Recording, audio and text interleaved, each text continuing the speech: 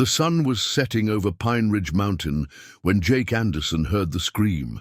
He wasn't supposed to be on this trail, not with his rent overdue and his 7-year-old daughter waiting at the resort's staff daycare. But fate has a way of placing people exactly where they need to be, even when they don't know it themselves. Before we jump back in, tell us where you're tuning in from, and if this story touches you, make sure you're subscribed, because tomorrow I've saved something extra special for you. What began as a simple act of kindness would transform Jake's life forever. The injured hiker he rescued that evening wasn't just any tourist visiting Evergreen Lodge. She was Eleanor Blackwell, the woman who owned the entire mountain resort where Jake worked tirelessly just to make ends meet. Neither of them could have predicted how their chance encounter would change everything. Jake Anderson's weathered hands gripped the steering wheel of his 2009 Subaru Forester as he navigated the winding road leading to Evergreen Lodge. At 34, his face carried the premature lines of someone who'd shouldered too much responsibility too young. The dashboard clock read 5:47 a.m., 13 minutes before his shift started at the resort's maintenance department. "Daddy, I'm hungry," came a small voice from the back seat. Jake caught his daughter Lily's reflection in the rearview mirror. At 7 years old, she had her mother's hazel eyes and his stubborn chin. Her pink backpack sat beside her, packed with homework and the peanut butter sandwich he'd made at 4:30 this morning. "I know, sweetie. We'll get you something at the staff cafeteria before school, okay? I promise." It had been 2 years since Rebecca's car accident, 2 years of Jake raising Lily alone while working whatever jobs he could find. 6 months ago, they moved to Colorado after he landed this maintenance position at Evergreen Lodge, one of the most prestigious mountain resorts in the Rockies. The job came with staff housing, a small one-bedroom apartment they'd made their own. It wasn't much, but it was home. The resort sprawled across the base of Pine Ridge Mountain, a collection of rustic luxury cabins and amenities that catered to the wealthy seeking an authentic mountain experience without sacrificing comfort. Jake had never stayed there as a guest. At $500 per night minimum, he probably never would. "Morning, Jake," called Marge, the 60-something receptionist at the staff entrance. "Cutting it close today, huh?" Jake glanced at the clock. 5:56 a.m. "Not my best record, but we'll make it," he said, guiding Lily through the employee corridor. "Come on." "Kiddo." They hurried to the staff cafeteria, where Jake grabbed a banana and yogurt for Lily. He'd skipped breakfast himself. Again. The extra 10 minutes of sleep had been worth it. "Mr. Anderson," a stern voice called as they exited. Jake turned to see Richard Thornton, the resort operations manager, his pressed suit and gelled hair immaculate as always. "Good morning, sir. A word, please." Thornton gestured to a quiet corner. Jake knelt to Lily's level. "Go wait by Ms. Patel's door, okay? I'll be right there." After Lily walked away, Thornton crossed his arms. "Anderson, you're late for the third time this month." "Sir, I was actually scheduled for 6. The staff meeting begins at 5:45. You know this." Thornton's voice remained low but cutting. "We have standards here at Evergreen. There are 20 people who would take your job in a heartbeat." The implied threat wasn't subtle. Jake swallowed his pride and nodded. "It won't happen again, Mr. Thornton. See that it doesn't." Thornton checked his smartwatch. "The plumbing in cabin 17 needs attention, and there's a broken step on the East Trail that's a liability nightmare waiting to happen. I'll take care of it right away. And Anderson," Thornton added, "the rent for your housing unit is 3 days late." Jake felt his cheeks burn. "I get paid Friday. You'll have it then." "Make sure I do. We can't make exceptions, not even for single parents." After dropping Lily at the resort's staff daycare, Jake headed to the maintenance shed to gather his tools. His co-worker, Mike Ramirez, was already loading supplies into one of the resort UTVs. Thornton on your case again? Mike asked, handing Jake a thermos of coffee. When isn't he? Jake took a grateful sip. Thanks for this. No problem, man. We gotta stick together in the trenches. Mike had been at Evergreen for 5 years and had shown Jake the ropes when he started. Hey, did you hear about the big arrival today? What big arrival? Word is, the owner's coming to stay. First time in years, apparently. Jake raised an eyebrow. The mythical owner actually exists? I thought the resort was run by some faceless corporation. Nah, it's owned by Blackwell Hospitality, founded by old man Nathan Blackwell, who passed away a few years back. His daughter runs the company now, Eleanor Blackwell. Mike loaded a chainsaw into the back of the UTV. Never met her myself. Supposedly she's some hotshot businesswoman from New York who rarely visits the properties. Well, doubt I'll run into her while fixing toilets and trails, Jake said, checking his work orders for the day. The morning passed in a blur of repairs. By afternoon, Jake had fixed the plumbing issue in cabin 17 and was heading to the East Trail to repair the broken step. The trail was one of several that wound through the resort's extensive property, leading guests to scenic viewpoints and natural attractions. Jake parked the UTV at the trailhead and shouldered his toolbox. The broken step was about a mile up. Not far, but steep enough to make the hike challenging with equipment. As he walked, his mind drifted to his growing list of worries. Lily needed new shoes. The Subaru's check engine light had been on for 2 weeks. And now, the rent was late again. Friday's paycheck would cover the rent, but not much else. He was considering taking a second job at the local hardware store on weekends, but that would mean even less time with Lily. The trail narrowed as it climbed, sunlight filtering through, pine trees that swayed in the autumn breeze. Despite his troubles, Jake couldn't help appreciating the beauty around him. This was why they'd moved here, so Lily could grow up surrounded by mountains instead of the concrete jungle where he'd grown up. He reached the broken step an hour later. It was part of a wooden staircase built into a particularly steep section of trail. One of the steps had cracked down the middle, creating a dangerous gap. Jake set down his toolbox and got to work, removing the damaged board and measuring for a replacement. By late afternoon, Jake had finished the repair and was gathering his tools when his phone vibrated with a text from Ms. Patel at the daycare. Staff meeting running late. Can you pick up Lily by 6:30 instead of 5:30? Jake texted back his confirmation, realizing this gave him an unexpected hour. He decided to hike a bit further up the trail, something he rarely had time to do despite working at a mountain resort. The main trail branched off onto the less traveled summit path, which led to a viewpoint overlooking the entire valley. The trail grew steeper and more rugged. Most resort guests preferred the easier paths, but Jake welcomed the challenge. Sweat beaded on his forehead as he climbed, his muscles burning pleasantly with the exertion. He'd almost reached the viewpoint when the clouds that had been gathering all afternoon finally unleashed a sudden mountain shower. Within minutes, the trail became slick with rain. Jake turned back, knowing how quickly conditions could deteriorate. He'd descended about half a mile when he heard it. A sharp cry followed by the unmistakable sound of someone falling. Jake broke into a run, rounding a bend to find a woman sprawled on the muddy ground, clutching her ankle. "Don't move," he called, hurrying to her side. "Are you hurt?"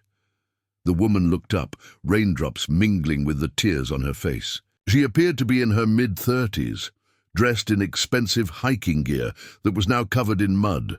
Her dark hair was pulled back in a soggy ponytail, and despite her obvious pain, Jake noticed she had striking green eyes. "My ankle!" she gasped. "I slipped on the rocks." Jake knelt beside her, setting his toolbox down. "I'm Jake, maintenance staff at Evergreen. Let me take a look." "Eleanor," she replied through gritted teeth. Gently, Jake examined her ankle, which was already swelling. "It might be sprained, possibly broken. We need to get you back to the resort. Can you stand if I help you?" Eleanor tried to put weight on her injured foot and immediately winced. "I don't think so." Jake glanced at his watch. He had just over an hour to get her down the mountain and still make it back to pick up Lily. "Okay, my utility vehicle is at the lower trailhead. It's about 1.5 miles. I can help you walk, or, she asked, raising an eyebrow, "or I can carry you." The words left his mouth before he could reconsider. Eleanor looked skeptical. "That's not necessary. I can call for help." She reached for her pocket, then frowned. "My phone must have fallen out when I fell." Jake scanned the surrounding area, but saw no sign of a phone. The rain was coming down harder now, and daylight was fading. Preparing and narrating this story took us a lot of time, so if you are enjoying it, subscribe to our channel. It means a lot to us. Now back to the story. Look, we don't have much time before dark, and this rain isn't letting up. I work here. I promise I'm not some creep, but we need to get you medical attention. After a moment's hesitation, Eleanor nodded. "All right." Jake helped her to her feet, then turned and crouched slightly. "Climb on my back. I'll carry you piggyback." "You can't be serious. I carry equipment up and down these trails every day. Trust me, I can handle it." Reluctantly, Eleanor allowed Jake to help her onto his back, her arms wrapping around his shoulders. He hooked his arms under her legs, careful to avoid jostling her injured ankle. "Ready?" She nodded against his shoulder. "Ready." Jake began the descent, moving carefully on the slick trail.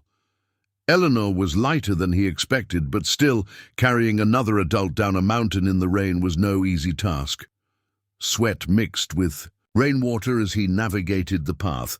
"So," he said, partly to distract them both from the uncomfortable situation, "are you staying at the resort?"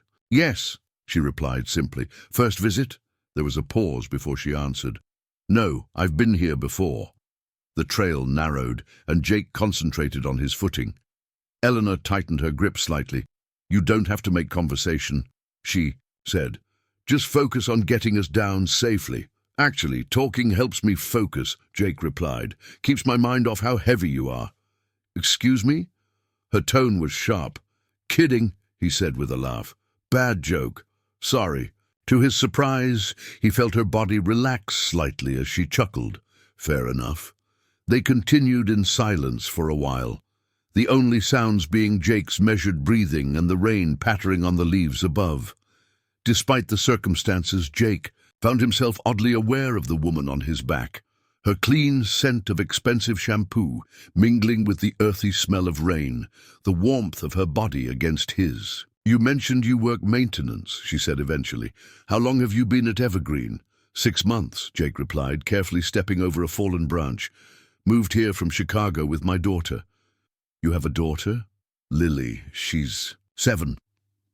Pride crept into his voice as it always did when he spoke of her. "Smart as a whip and twice as stubborn." "Takes after her father in that regard, I'm guessing," Eleanor remarked dryly. Jake laughed. "Probably, though her mum would argue. She got stubbornness from both sides." "And where is her mother?" Jake's step faltered slightly. "Car accident 2 years ago." He felt Eleanor stiffen against his back. "I'm sorry," she said softly. "I shouldn't have asked." "It's okay. You couldn't have known." They lapsed into silence again. Jake's muscles were beginning to burn with exertion, but he maintained a steady pace. The rain had lessened to a drizzle, but the trail remained treacherous. "Do you like working here?" Eleanor asked after a while. Jake considered the question. "The setting is beautiful. The pay is adequate.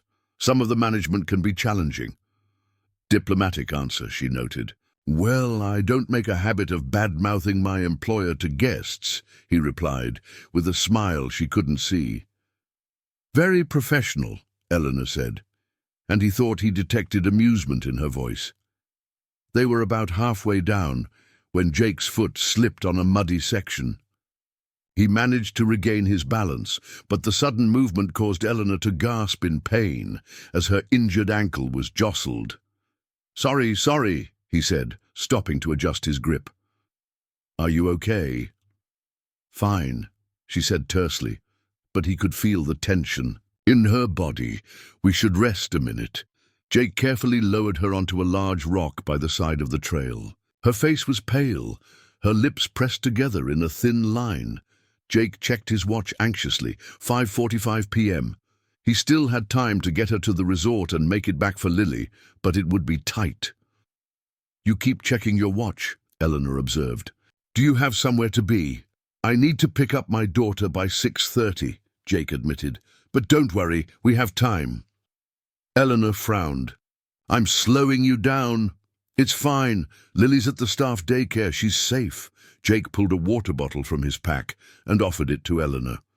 Here, drink something. She accepted the bottle gratefully, taking a small sip before handing it back. Jake drank as well, using the moment to catch his breath, ready to continue. He asked after a minute. Eleanor nodded, and Jake helped her back onto his back. They resumed their journey downhill, moving slightly faster now that the rain had nearly stopped. Jake could see the trailhead in the distance. Almost there. He encouraged. Thank you, Eleanor said quietly. Most people wouldn't have done this. Most people wouldn't leave someone injured on a mountain, Jake replied. You'd be surprised, she murmured so softly he barely heard it. They reached the trailhead at 6:10 p.m. Jake's UTV waited where he'd left it, and he carefully helped Eleanor into the passenger seat before loading his toolbox in the back. The medical center is on the other side of the resort, he explained, starting the vehicle. We'll have you there in 5 minutes. As they drove along the service road that cut through the resort property, Eleanor studied Jake's profile. You said you moved here 6 months ago. Where do you live? Staff housing, Jake replied, navigating a sharp turn. It's not much, but it's close to work, and they have the daycare facility for employees' kids. Eleanor nodded thoughtfully, but said nothing more. They pulled up to the resort's medical center at 6:17 p.m. Jake helped Eleanor inside, where the on-duty nurse immediately took charge. Possible fractured ankle, Jake explained. Found her on the summit path during the rainstorm. The nurse helped Eleanor into a wheelchair. Dr. Martinez is on call. We'll take good care of her, Jake. Jake turned to Eleanor. You're in good hands. Now, I have to go pick up my daughter. Of course, she said, extending her hand. Thank you again, Jake. Truly. He shook her hand, noticing how soft it was compared to his calloused palm. Just doing my job. Hope your ankle heals quickly. As he turned to leave, Eleanor called after him. Jake, what's your last name? Anderson, he replied, pausing at the door. Jake Anderson. A curious expression crossed her face, but she simply nodded. Good night, Jake Anderson. Jake hurried across the resort grounds, making it to the staff daycare with 2 minutes to spare. Lily was the last child there, sitting at a table coloring, while Ms. Patel gathered her things. Daddy! Lily jumped up, running to him. You're all wet! Got caught in the rain, sweetheart. He scooped her up in a hug, careful not to get her too wet. Sorry I'm late, Ms. Patel. Right on time, actually, the daycare provider said with a smile. Everything okay? You look exhausted. Long day, Jake replied simply. Had to rescue a guest who fell on one of the trails. All in a day's work, huh? Ms. Patel handed him Lily's backpack. She's already had dinner, courtesy of the staff kitchen. Thank you, Jake said gratefully. One less thing to worry about. Tonight, as they walked to their apartment, Lily chatted about her day. The frog they'd found near the playground, the story Ms. Patel had read to them, the math problem she'd solved. Jake listened, asking questions at the right moments, though. His mind kept drifting back to the woman on the mountain.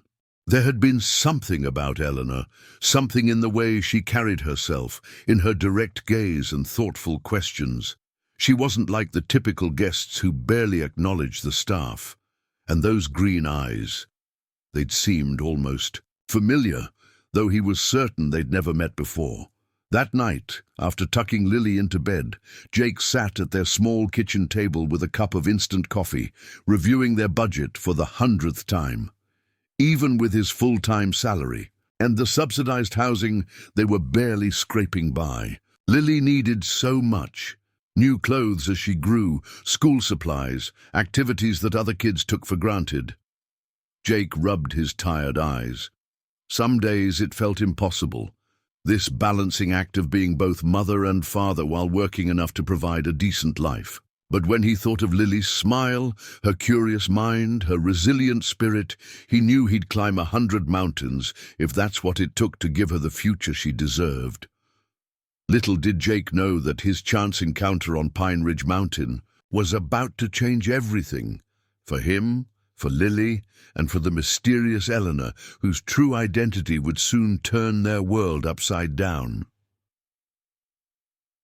The following morning, Jake arrived at work earlier than usual, determined to avoid another confrontation with Thornton. The maintenance shed was quiet at 5:30 a.m., giving him time to organize his day before the staff meeting. Mike arrived a few minutes later, looking surprised to see Jake already there. "You win the lottery or something?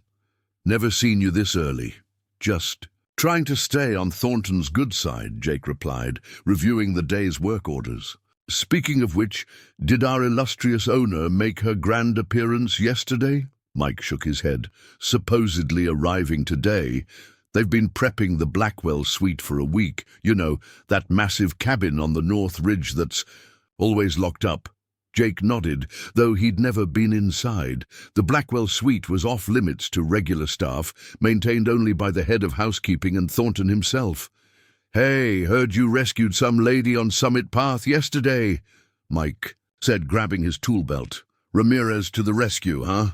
"Word travels fast," Jake muttered. "It wasn't a big deal. She fell and hurt her ankle during the storm. Thornton was looking for you afterward. Seemed surprisingly not pissed for once. That was unexpected." "Did he say why?" "Nope. Just asked if I'd seen you." Mike checked his phone. "Staff meeting in 10. Want to walk over together?" The morning briefing was routine.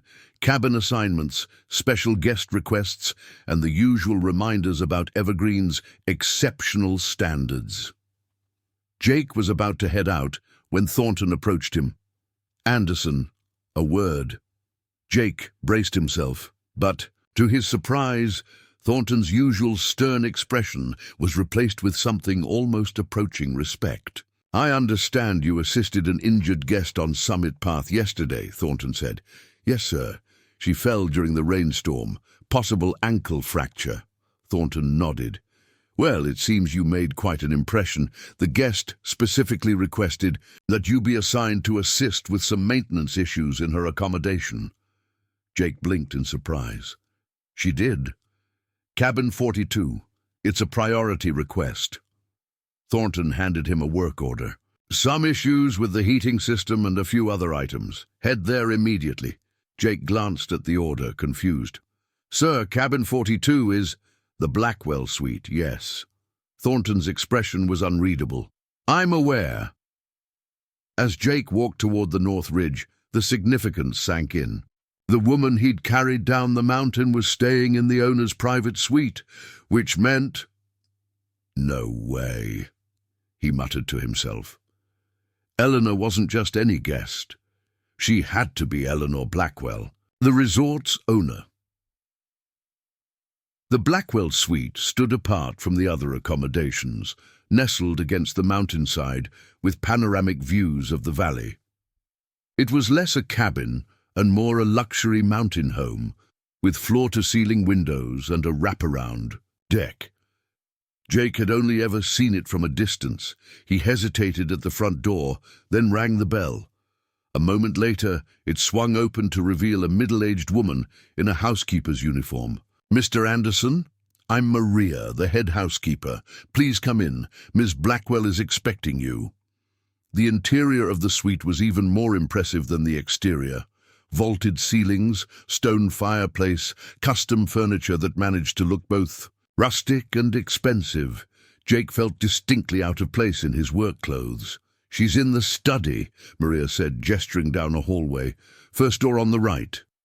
Jake found Eleanor seated at a desk, her injured ankle elevated on a footstool. She was dressed casually in jeans and a sweater, her dark hair loose around her shoulders, but there was no mistaking the authority she carried. When she looked up, those striking green eyes registered recognition, then amusement. "Jake Anderson," she said, setting aside her laptop, "my mountain rescuer." "Ms. Blackwell," he replied, suddenly feeling awkward. "I didn't realize who you were yesterday." That was rather the point. She gestured to a chair across from her. "Please sit." Jake remained standing. "The work order mentioned heating issues?" "The heating is fine," Eleanor admitted. "I wanted to speak with you, and I figured this was the easiest way to ensure it happened without raising questions." Jake shifted uncomfortably. Was he in trouble for how he'd handled the situation yesterday? Had he said something inappropriate during their trek down the mountain? "I wanted to thank you properly," Eleanor continued. "The doctor confirmed it's a severe sprain, not a fracture. Still, without your help, I might have been stranded up there for hours." "Just doing my job, ma'am." She raised an eyebrow. "Carrying guests down mountains isn't in your job description, I'm fairly certain." "Helping people is," Jake said simply. Eleanor studied him for a moment. "Richard Thornton speaks highly of your work ethic, though he mentioned some issues with punctuality."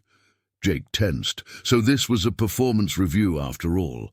"I have a daughter to get to school before my shift. Sometimes it's challenging to—" "I'm not criticizing," Eleanor interrupted. "I'm trying to understand your situation. You're raising a child alone while working full-time at a demanding job. That's not easy." Something in her tone made Jake look at her more closely. There was genuine interest there, not just the perfunctory concern of an employer. "We manage," he said cautiously. "And how is that working out? Managing?" The question caught him off guard. How long had it been since anyone had actually asked him that? Not just about work, but about his life. He hesitated, then decided on honesty. "It's harder than I expected. But Lily's worth every struggle." Eleanor nodded, her expression softening. "Children usually are." She shifted in her seat, wincing slightly as she moved her ankle. "I understand you're living in staff housing." "Yes, it's small, but it works for us." "And Lily attends the staff daycare program?" "She does. Ms. Patel is wonderful with her." Eleanor leaned forward. "Jake, I'll be direct. When I checked your employee file this morning, I noticed something concerning. Your housing payment is consistently late." Heat crept up Jake's neck. "As I told Mr. Thornton, I get paid Friday." "The rent will be covered then." "That's not my point." Eleanor's voice remained gentle but firm. "The pattern suggests you're constantly catching up, never getting ahead. That's a difficult way to live, especially with a child depending on you." Jake didn't know how to respond. "What was the appropriate reply when your billionaire boss pointed out your financial struggles?" "I'm not trying to embarrass you," Eleanor added, reading his discomfort. "Quite the opposite. I'd like to help. I don't need charity, Ms. Blackwell, and I'm not offering any," she countered. "I'm offering an opportunity. How would you feel about a change in position?" Jake frowned. "What kind of change?" "The resort's operations manager for guest experiences is retiring next month. The role involves overseeing all the recreational activities and amenities we offer: trails, fishing, the lake, winter sports when the season changes. It requires someone who knows the property inside and out, who understands both the practical maintenance aspects and the guest perspective." Jake stared at her. "Are you offering me a promotion? You barely know me." "I know enough," Eleanor said confidently. "I know you're responsible, hard-working, and capable of handling difficult situations calmly. I know you're respected by your colleagues and knowledgeable about the property. And I know you carried a complete stranger down a mountain in the rain because it was the right thing to do. With all due respect, Miss Blackwell, there must be people more qualified. I've only been here 6 months." "Sometimes experience is overrated," Eleanor replied with a slight smile. "I'm more interested in character and potential. The position comes with a significant salary increase, more regular hours, and a larger housing unit in the management section. Jake's mind raced. A better job, better pay, better housing. It seemed too good to be true. Why me? Really?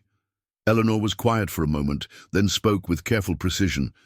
25 years ago, a maintenance worker at this very resort found a little girl lost on one of the hiking trails during a thunderstorm. Instead of calling it in and waiting for help, he carried her 3 miles back to safety. She met Jake's gaze steadily. That little girl was me. Jake's eyes widened as the pieces fell into place.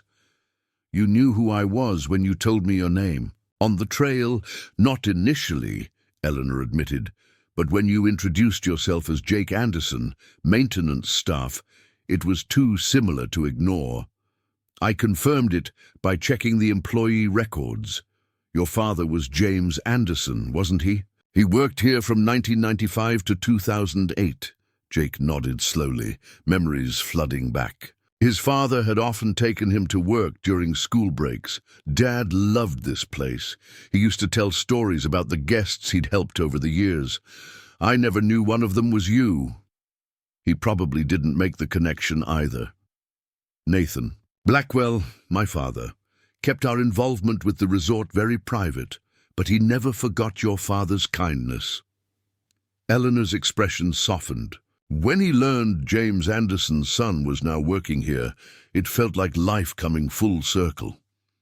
You looked into my background before you even arrived, Jake realized. I make it a point to know who works for me, Eleanor said unapologetically. Especially when there's a personal connection. Jake ran a hand through his hair, trying to process everything. This promotion, is it because of what my father did? No, Eleanor said firmly. It's because of what you did. Yesterday proved you're your father's son in all the ways that matter. The job is yours if you want it, but I understand if you need time to consider. Jake hesitated, then straightened his shoulders. I'd like to discuss the details before making a decision. Eleanor smiled approvingly. Prudent. I respect that. She reached for a folder on her desk and handed it to him. Here's the complete job description, salary information, and benefits package. Review it, and we can talk again tomorrow. As Jake accepted the folder, a small voice called from elsewhere in the suite. Mom, where's my tablet? A moment later, a girl about Lily's age appeared in the doorway. She had Eleanor's dark hair and green eyes, though her features suggested she was biracial. Sophie, this is Mr. Anderson from the maintenance department, Eleanor said. Mr. Anderson, my daughter, Sophie. Jake smiled at the girl. Nice to meet you, Sophie. The child regarded him curiously. Are you fixing something? Not today, Jake replied.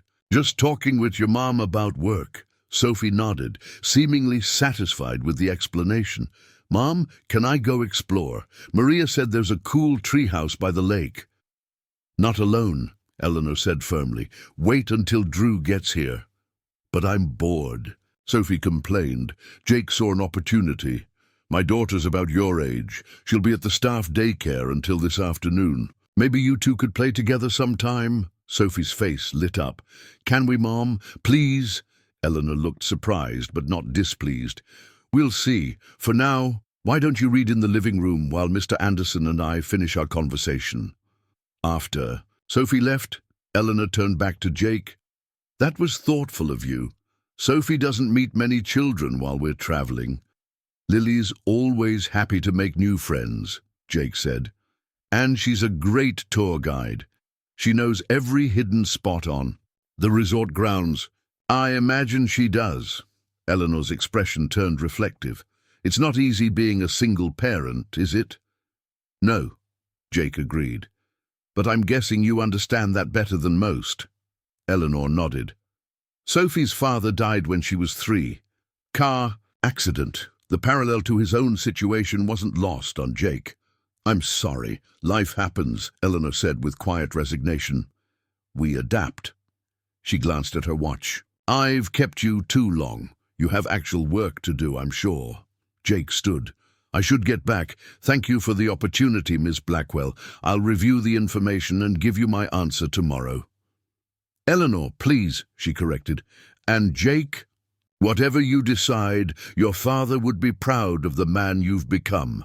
The words hit harder than he expected.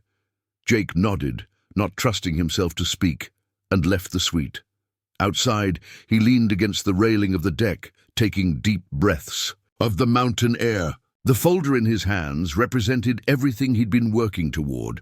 Security for Lily, a chance to build something stable. But it had come so unexpectedly, so connected to his past, that it left him reeling. His phone buzzed with a text from Mike. Where are you? Thornton's looking for updates on Cabin 17's plumbing. Reality beckoned. Jake pocketed his phone and headed down the path toward his scheduled repairs, his mind still processing the strange twist his life had just taken. Throughout the day, Jake found himself distracted, running through scenarios in his mind. The salary in the folder was nearly double what he currently made. The housing upgrade would give Lily her own bedroom. The regular hours would mean more time together, but new responsibilities meant new pressures, and there was something unsettling about having his life so dramatically influenced by a chance encounter. Or was it chance at all? Had Eleanor sought him out deliberately because of who his father was? By evening, Jake was emotionally exhausted. He picked up Lily from daycare, listening to her excited chatter about the art project they'd made. And Miss Patel said tomorrow we can go to the lake to look for frogs if it's sunny, Lily continued as they walked to their apartment. Can I bring my net? Sure, sweetie, Jake replied absently. Lily tugged at his hand. Daddy, you're not listening. Jake stopped, crouching down to her level. I'm sorry, Lil. Daddy's got a lot on his mind tonight. Her small face grew serious. Is it about money again? I heard you talking on the phone about bills. The fact that his 7-year-old was worrying about finances made Jake's heart ache. No, it's not that. Actually, it might be good news. I might be getting a new job here at the resort, one that pays better and gives us a bigger place to live. Lily's eyes widened. Really? When? Soon, maybe. I have to think about it first. Jake smoothed her hair. But whatever happens, we're going to be okay. You know that, right? Lily nodded solemnly. Because we're a team. That's right. Jake smiled, feeling some of his tension ease. The best team. After dinner and Lily's bedtime routine, Jake sat at the kitchen table with the folder Eleanor had given him. He read every detail carefully, weighing the opportunity against his concerns. A knock at the door startled him. It was nearly 10 p.m., an unusual time for visitors in the staff housing complex. When he opened the door, Jake was shocked to find Eleanor standing there, leaning on a crutch. She was dressed casually, though her idea of casual still looked expensive. Ms. Blackwell, Eleanor. This is unexpected. I apologize for the late hour, she said. I was taking an evening crutch walk to strengthen my ankle and found myself near the staff housing. I thought I might check if you had any questions about the position. Jake doubted her presence was that coincidental, but stepped back to let her in. Please come in, it's not much, but it's exactly what I expected, Eleanor said, looking around the small apartment. It wasn't unkind, just honest.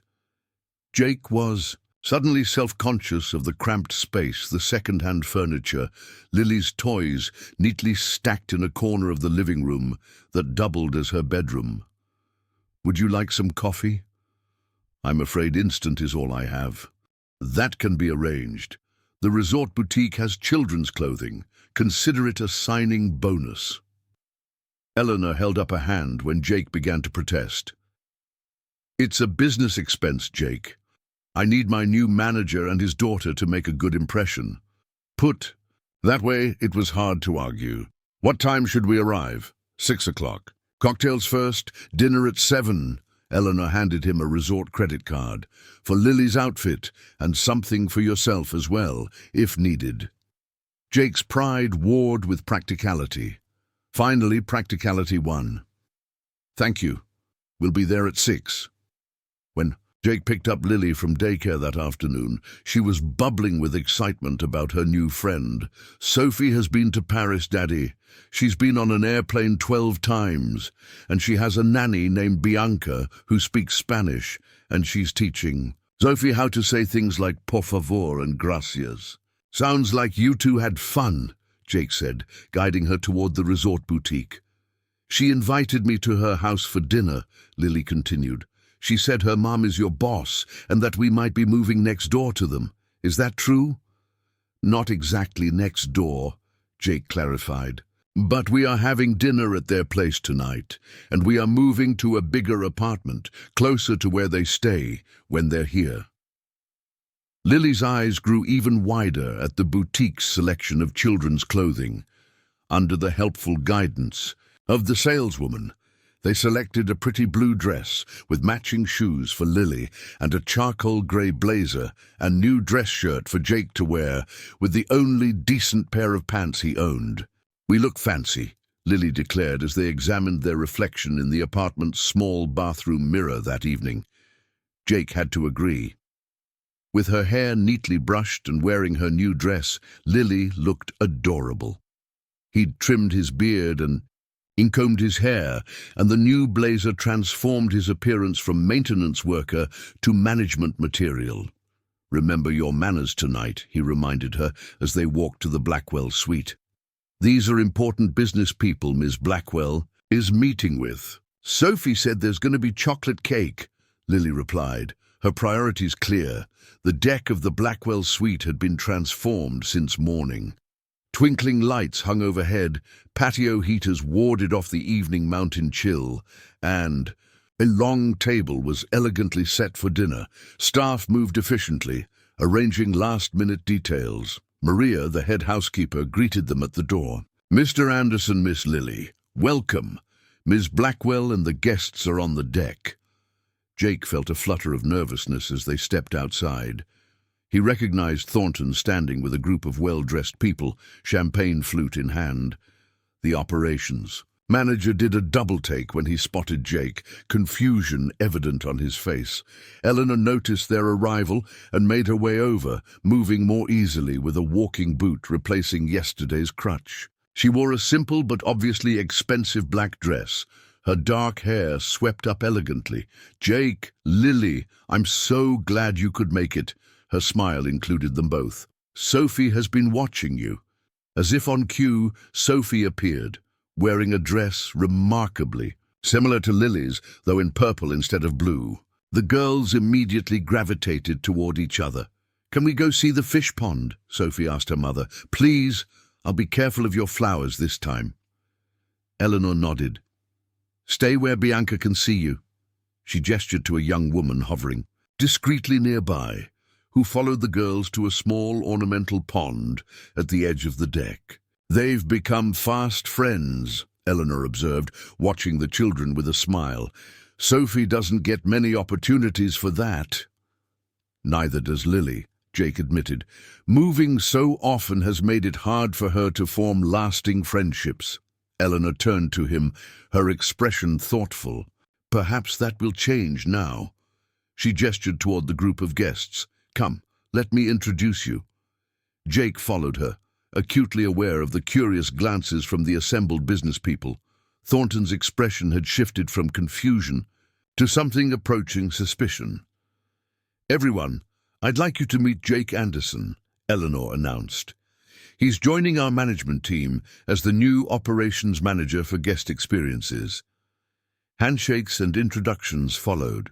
The investors, Jake learned, represented a capital group interested in expanding Evergreen Lodge's offerings to include a wellness center and additional adventure experiences.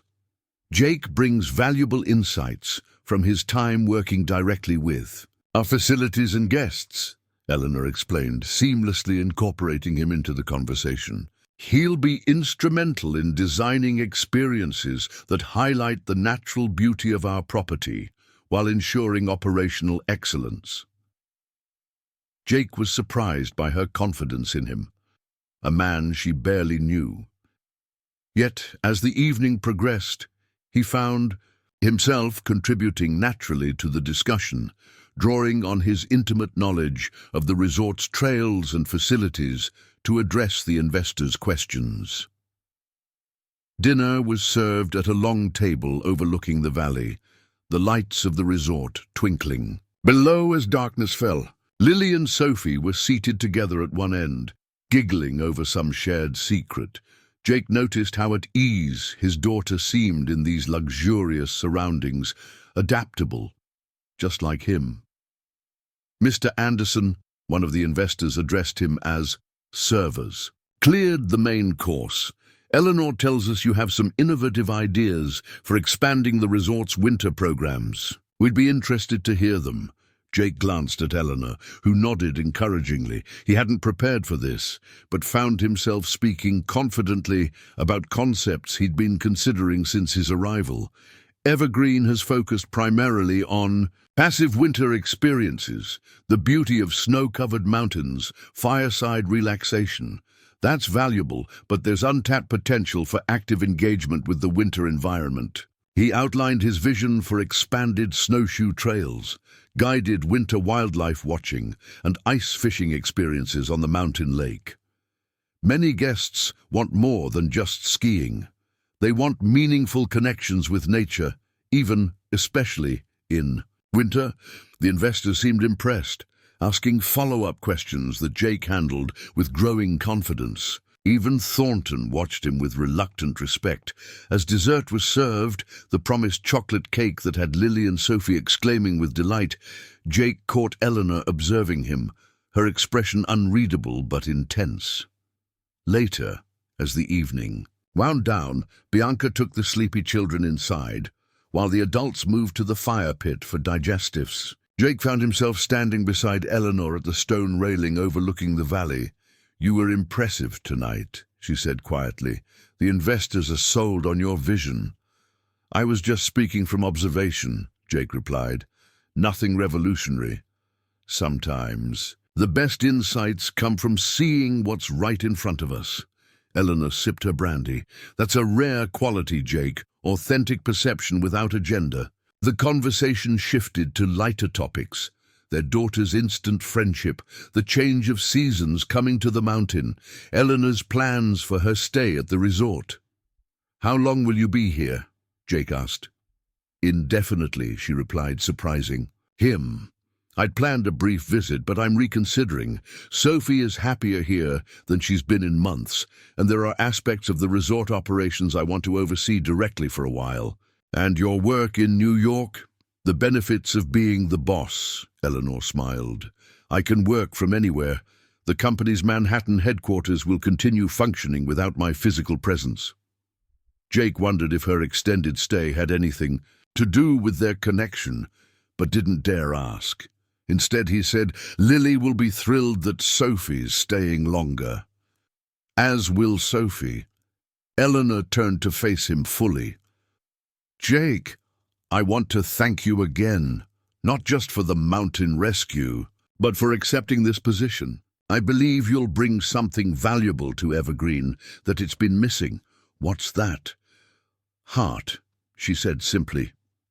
"This place has always been special to my family. My father built it as more than just a business. It was his vision of a sanctuary where people could reconnect with nature and themselves. Over the years, some of that vision has been diluted. I think you can help restore it." The weight of her expectations settled on Jake's shoulders. "I'll do my best. That's all anyone can ask." Her smile turned wistful. "My father would have liked you." As the investors began making their farewells, Jake realized it was time to take Lily home. He found her curled up on a sofa inside, fast asleep next to Sophie, who was in a similar state. "I can have my driver take you both home," Eleanor offered, joining him. "It's not far," Jake began, then reconsidered as he looked at his exhausted daughter. "Actually, that would be great. Thank you." While they waited for the car, Eleanor handed Jake a small envelope. "Your new housing assignment. The maintenance team will help with your move this weekend." Jake accepted it with a nod of thanks. "This has been quite a week." Life-changing moments often happen when we least expect them, Eleanor replied. Sometimes all we can do is recognize them and move forward with courage. There was something in her tone that suggested she might be talking about more than just his career opportunity. Before Jake could respond, the driver announced that the car was ready. Carefully lifting Lily into his arms, Jake followed Eleanor to the front entrance. "Thank you for the evening. It was enlightening." "For me as well," she said softly. "Good night, Jake." The luxury SUV that delivered them home was a far cry from Jake's aging Subaru.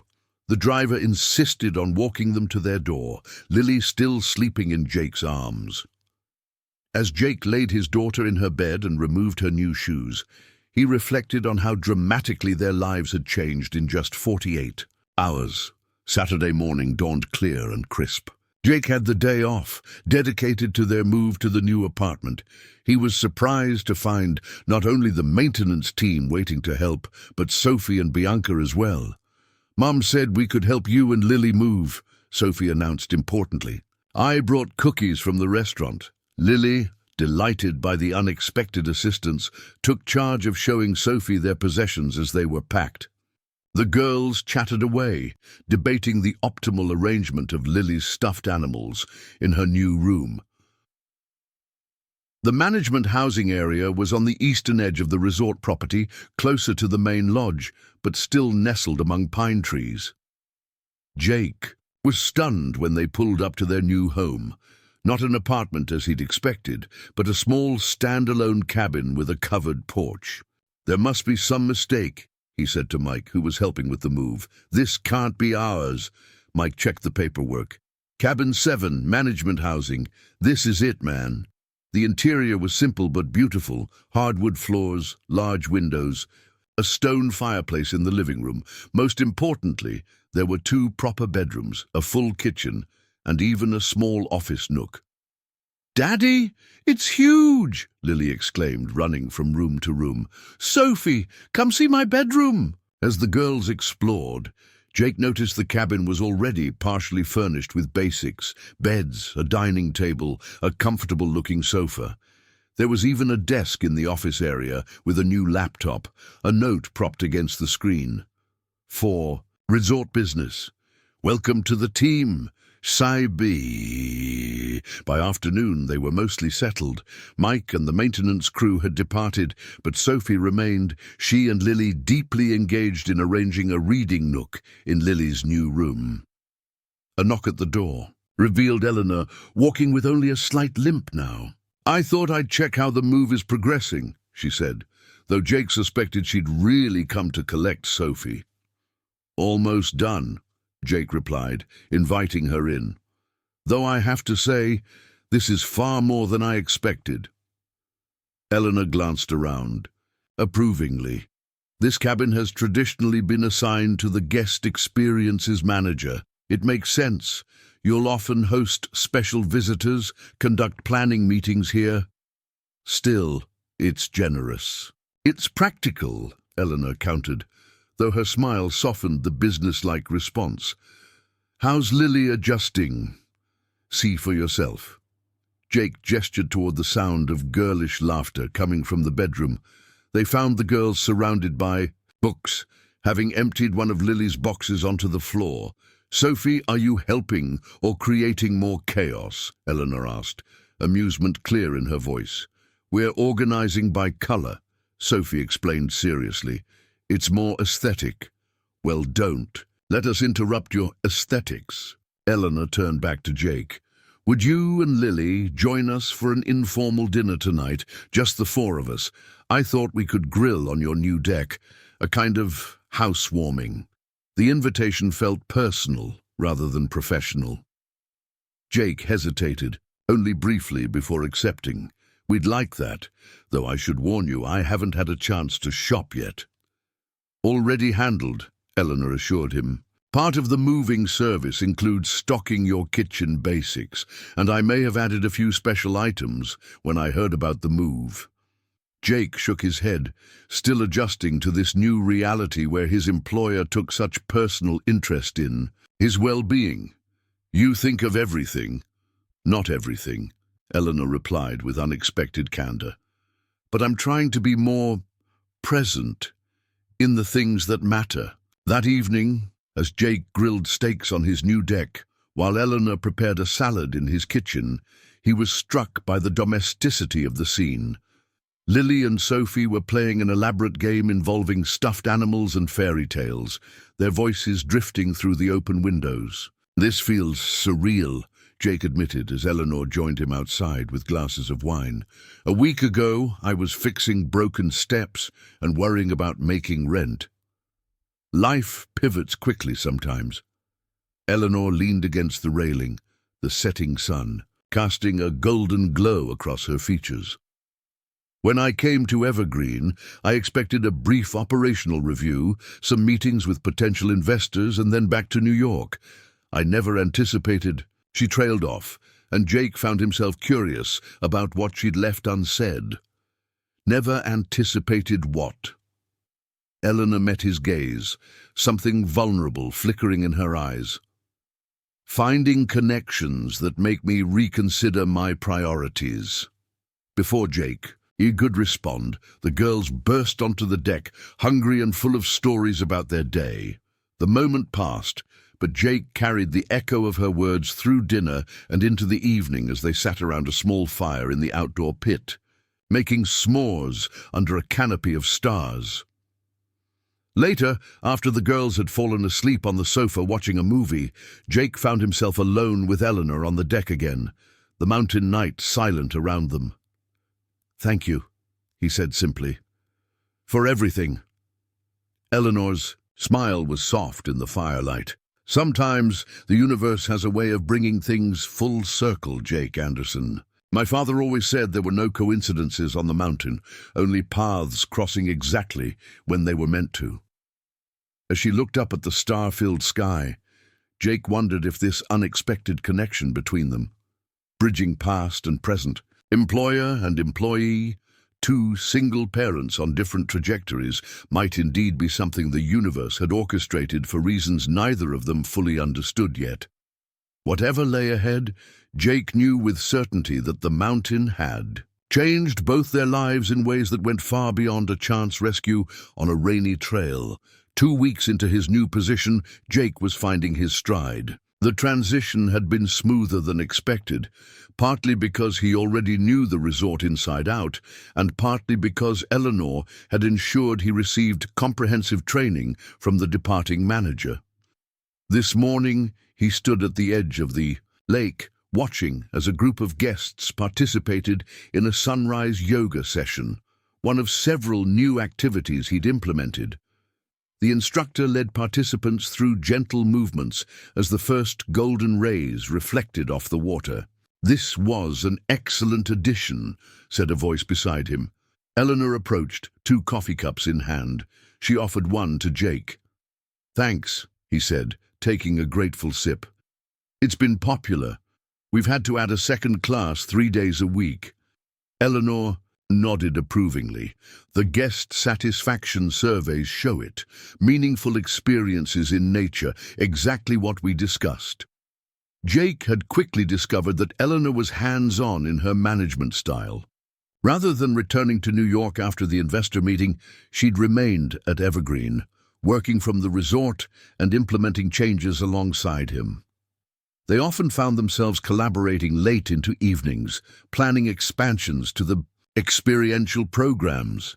"How's the winter program coming along?" she asked, watching the yoga session with evident satisfaction. "Good. I've finalized the snowshoe tour routes and hired 2 guides with winter ecology backgrounds. The ice fishing. That will be delivered next month." Jake hesitated, then added, "I'd like to expand the children's winter activities too. Most resorts treat kids as an afterthought in winter." Eleanor's interest was immediate. "What are you thinking?" "A junior naturalist program, snow tracking, animal identification, even basic survival skills, building snow shelters, that sort of thing. Educational but fun." "I like it," Eleanor said thoughtfully. "Sophie would love something like that." The mention of Sophie brought a smile to Jake's face. Over the past weeks, his daughter and Eleanor's had become inseparable. With their cabins within walking distance, the girls spent much of their free time together. Sophie was even attending the staff daycare with Lily several days a week, an arrangement that raised eyebrows among some staff members, but seemed to delight both children. "How is Sophie adapting to mountain life?" Jake asked. "It must be quite different from New York." "She's thriving," Eleanor admitted, a softness coming into her expression. "I've never seen her so unburdened. In the city, our life is very structured. School, scheduled play dates, activities with the children of business associates. Here, she's just a kid climbing trees and catching frogs." They watched as the yoga class concluded, the participants rolling up their mats with peaceful expressions. "I should head to my meeting with the marketing team," Eleanor said, finishing her coffee. "Oh, before I forget, Lily is welcome to join our horseback riding lesson this afternoon. Sophie's been begging for company." "She'd love that," Jake replied, "if you're sure it's not an imposition." Eleanor fixed him with a look he'd come to recognize, part exasperation, part amusement. "Jake, after 2 weeks, you still act like we're doing you favors. The girls are friends. Friends do things together." "Right," Jake conceded with a smile. "Old habits. Well, break them," she said lightly, turning to leave. "And don't forget the management dinner tonight, 7 o'clock at the Lodge restaurant." Jake watched her walk away, struck as always by the contradiction she embodied, the powerful businesswoman who could intimidate hardened executives, yet who would spend hours building fairy houses in the woods with their daughters. The management dinner that evening was a monthly tradition where department heads discussed resort operations in a relaxed setting. As the newest member of the team, Jake had been somewhat apprehensive about his first one, but now found himself looking forward to it. When he arrived at the lodge's upscale restaurant, most of the management team was already gathered in the private dining room. Thornton was notably absent. He'd been called to another Blackwell property for an emergency shortly after Jake's promotion. The timing hadn't gone unnoticed by the staff, spawning rumors that Thornton's reassignment was directly related to Jake's rise. "Anderson, join us," called Diane Weber, the resort's marketing director. "We were just discussing your new lake activities." Jake took the open seat beside her, across from Eleanor, who sat at the head of the table. The discussion flowed easily from marketing to occupancy rates to guest feedback. Jake found himself contributing naturally, his perspective from the maintenance department offering insights the others hadn't considered. "The East Trail viewpoint gets more Instagram tags than any other location on the property," he pointed out during a discussion about promotional materials, "but the bench there is constantly in need of repair. If we replaced it with something more substantial, maybe a viewing platform with built-in seating, we'd enhance both the guest experience and our social media presence." "Excellent point," Diane noted, jotting it down. "I've always wondered why that bench was so flimsy."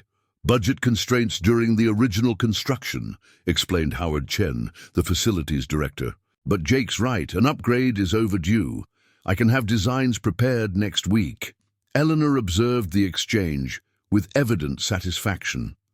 Throughout dinner, Jake noticed her encouraging other managers to consider his input, subtly reinforcing his position on the team. By dessert, he felt fully integrated into the group in a way that would have taken months without her support.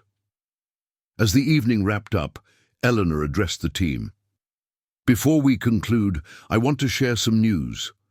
I've decided to remain at Evergreen through the winter season."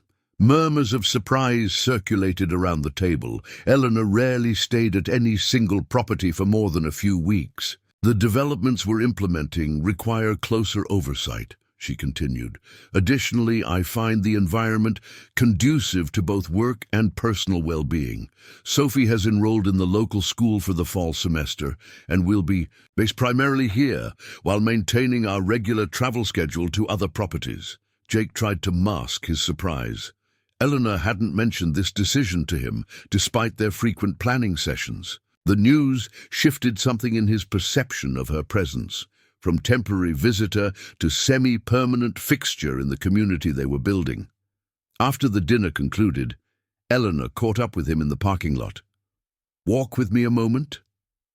They strolled along the landscaped path that led from the main lodge toward the residential areas, the evening air crisp with approaching autumn. "You didn't mention you were staying through winter," Jake said when they were out of earshot of the other managers. "I finalized the decision this afternoon," Eleanor replied. "I wanted the entire team to hear it simultaneously." Jake nodded, understanding the leadership principle behind the choice. Sophie must be excited, ecstatic, especially about school with Lily. Eleanor's pace slowed as they approached a wooden footbridge over a small stream. She stopped midway, leaning against the railing. "Jake, there's something else I wanted to discuss with you. A more personal matter." The seriousness in her tone made him curious. "What is it?" "It's about the girls," she began. "Their friendship has become important to both of them, which is wonderful. But I'm concerned about certain disparities in their lives." Jake tensed slightly. "Disparities?" "Sophie has certain privileges and access to experiences that Lily doesn't," Eleanor said carefully. "Private riding lessons, trips to Denver for cultural events, specialty camps and programs. I don't want this to create awkwardness between them." Understanding dawned on Jake. "You're worried that Sophie's advantages might make Lily feel less than." "Exactly." Eleanor met his gaze directly. "I'd like your permission to include Lily in these activities when appropriate. Not as charity," she added quickly, recognizing his expression, "but as Sophie's friend. The expenses would be minimal compared to the benefit of having her join us." Jake considered the request.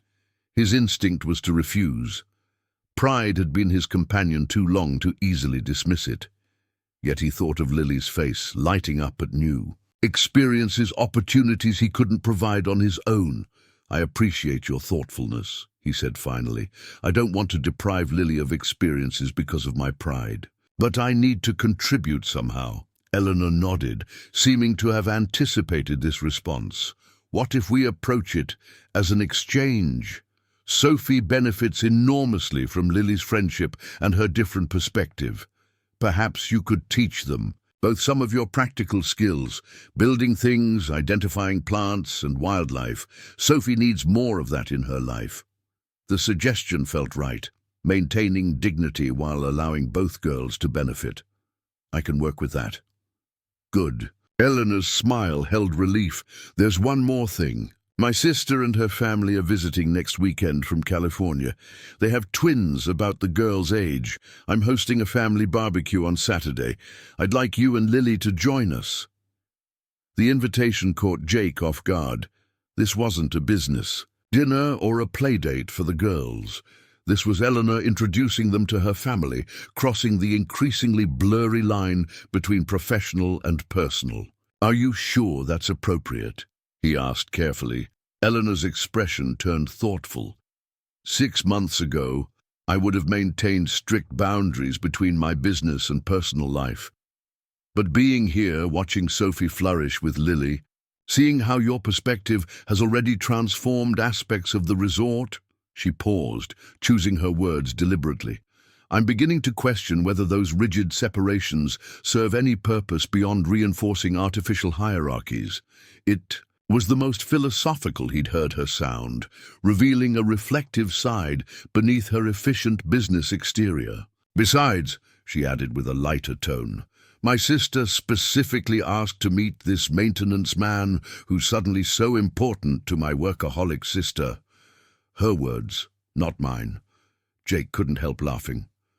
"Well, when you put it that way, how can I refuse?" They resumed walking, the conversation shifting to the upcoming autumn festival the resort was hosting. Yet Jake found himself contemplating this new development. Meeting Eleanor's family represented another step in their evolving relationship, one that defied easy categorization. Saturday arrived with perfect weather for an outdoor gathering. Jake and Lily walked the short distance to Eleanor's suite, Lily skipping ahead with excitement about meeting Sophie's cousins. "Remember your manners," Jake reminded her, an echo of his words before the investor dinner that now seemed so long. "Ego. I know, Daddy," Lily replied with the confidence of a child who had recently navigated several grown-up social situations successfully. "Sophie says her aunt is super nice and her uncle tells funny jokes." The deck of the Blackwell suite had been transformed from its formal business setting into a casual family space. A large grill was set up at one end, outdoor furniture arranged in conversational groupings, and lawn games scattered on the adjacent grass area.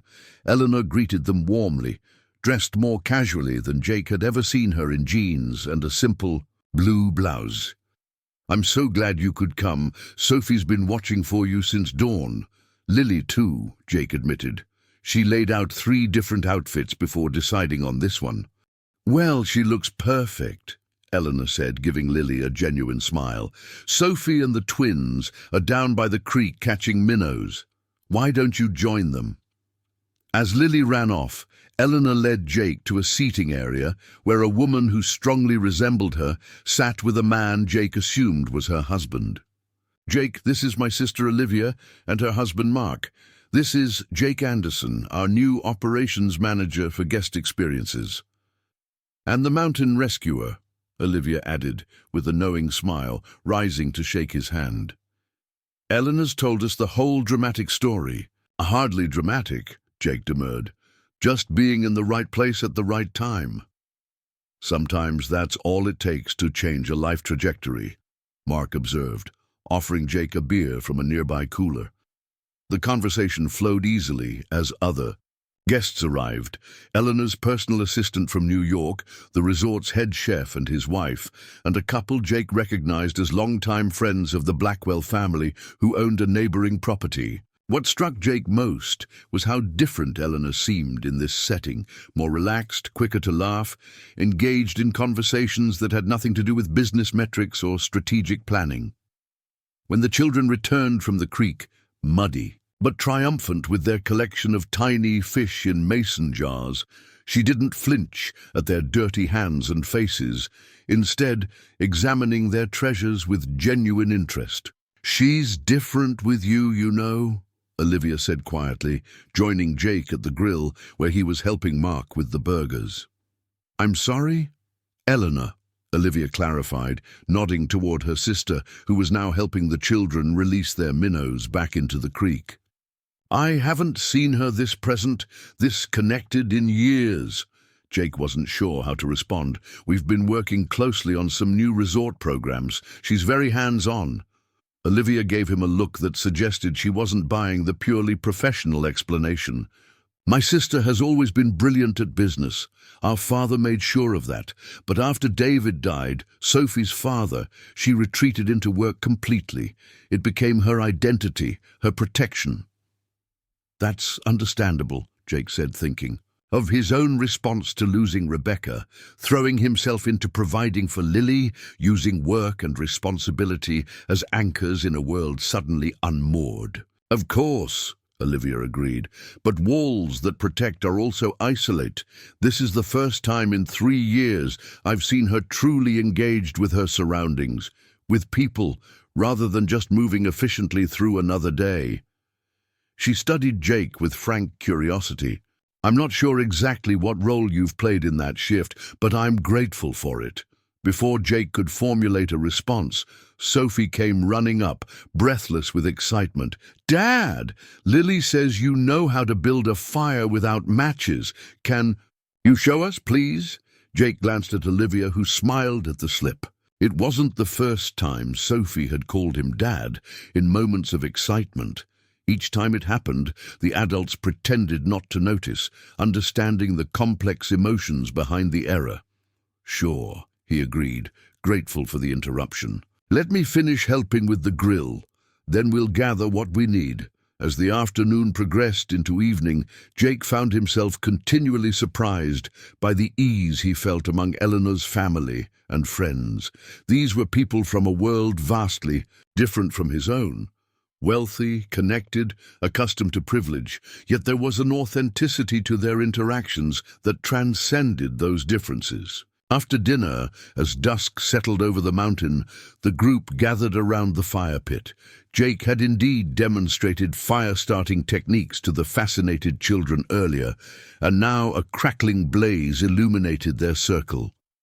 The kids were roasting marshmallows, while the adults enjoyed coffee or digestives. Eleanor sat beside Jake on a bench, slightly removed from the main group, close enough that he could smell the subtle scent of her perfume, something woodsy with hints of vanilla that suited their mountain surroundings. "Thank you for coming today," she said softly. "It means a lot to Sophie, and to me," she added after a slight hesitation. "We've enjoyed it," Jake replied honestly. "Your family is lovely." "They like you," Eleanor said, watching as Lily showed the twins how to properly roast a marshmallow, a skill Jake had taught her on camping trips. "Especially Olivia. She's always been my protective big sister, so her approval doesn't come easily." Jake smiled, recalling his conversation with Olivia. "She seems to think I've been a good influence on you." "Have you been comparing notes about me?" Eleanor asked, but her tone was amused rather than offended. "She may have mentioned that you seem different, here, now." Eleanor was quiet for a moment, her gaze fixed on the fire. "I am different. This place has always been special to me. Some of my happiest childhood memories are here. But coming back, this time, after everything that's happened in recent years." She paused, searching for words. "It's as if I'm rediscovering parts of myself I'd forgotten." The firelight played across her features, highlighting the vulnerability that she rarely allowed to surface. Jake resisted the urge to reach for her hand, aware of the guests nearby. "I understand that," he said instead. "Sometimes we get so focused on moving forward, on surviving, that we lose sight of who we were before the losses that shaped us." Eleanor turned to him, her expression soft with recognition. "Exactly. When David died, I threw myself into work, into being everything Sophie needed. It was easier than feeling the emptiness. Safer." "I did the same after Rebecca," Jake admitted. "Work, responsibility, Lily's needs. They became my whole identity." "But there has to be more, doesn't there?" Eleanor asked, the question clearly one she'd been contemplating. "More than just enduring, just providing." Jake nodded slowly. "I think there does. I'm just not sure I knew how to find it until recently." Their eyes met, an unspoken understanding passing between them. Whatever was developing between them, friendship, connection, something more, it was built on this shared experience of loss and resilience, of rediscovering joy through their children and perhaps through each other. The moment was interrupted by Sophie and Lily, who ran up with a new plan for a sleepover that night. As they negotiated terms with their excited daughters, Jake caught Olivia watching them with a knowing smile. Later, as they walked home under a canopy of stars, Lily's hand warm in his, Jake reflected on the evening. Something had shifted, not just for him and Eleanor, but for both families. Whatever path they were on had converged in ways none of them could have anticipated when he first heard that scream on the mountain trail. "Daddy," Lily said sleepily, as he tucked her into bed that night. "Do you think we'll stay here forever?" The question caught him off guard. "Evergreen?" "I don't know about forever, sweetie, but we're here now, and it's becoming home. That's what matters." Lily nodded, her eyes already closing. "I like our home, and I like Sophie and Ms. Eleanor. They feel like family." "Get some sleep now," Jake said softly, kissing her forehead. As he sat on his porch later, looking toward the lights of the Blackwell suite in the distance, Jake turned Lily's words over in his mind. Family. The concept had seemed so clear-cut once. Him and Rebecca and Lily, their neat unit of three. Then him and Lily alone, their incomplete pair. But now the edges were blurring, connections forming that defied simple categorization. Family wasn't always about blood or legal ties. Sometimes it was about who felt like home when the world had swept away your foundations. Sometimes it was about who helped you rebuild. Jake didn't know exactly what the future held for him and Eleanor, for Lily and Sophie. But for the first time since Rebecca's death, he found himself looking forward with hope rather than just determination, anticipating possibilities rather than just meeting responsibilities. The mountain had brought them together. What happened next would be up to them. Pine Ridge Mountain wore its autumn colors like a royal garment, golds and reds blazing against the evergreen backdrop.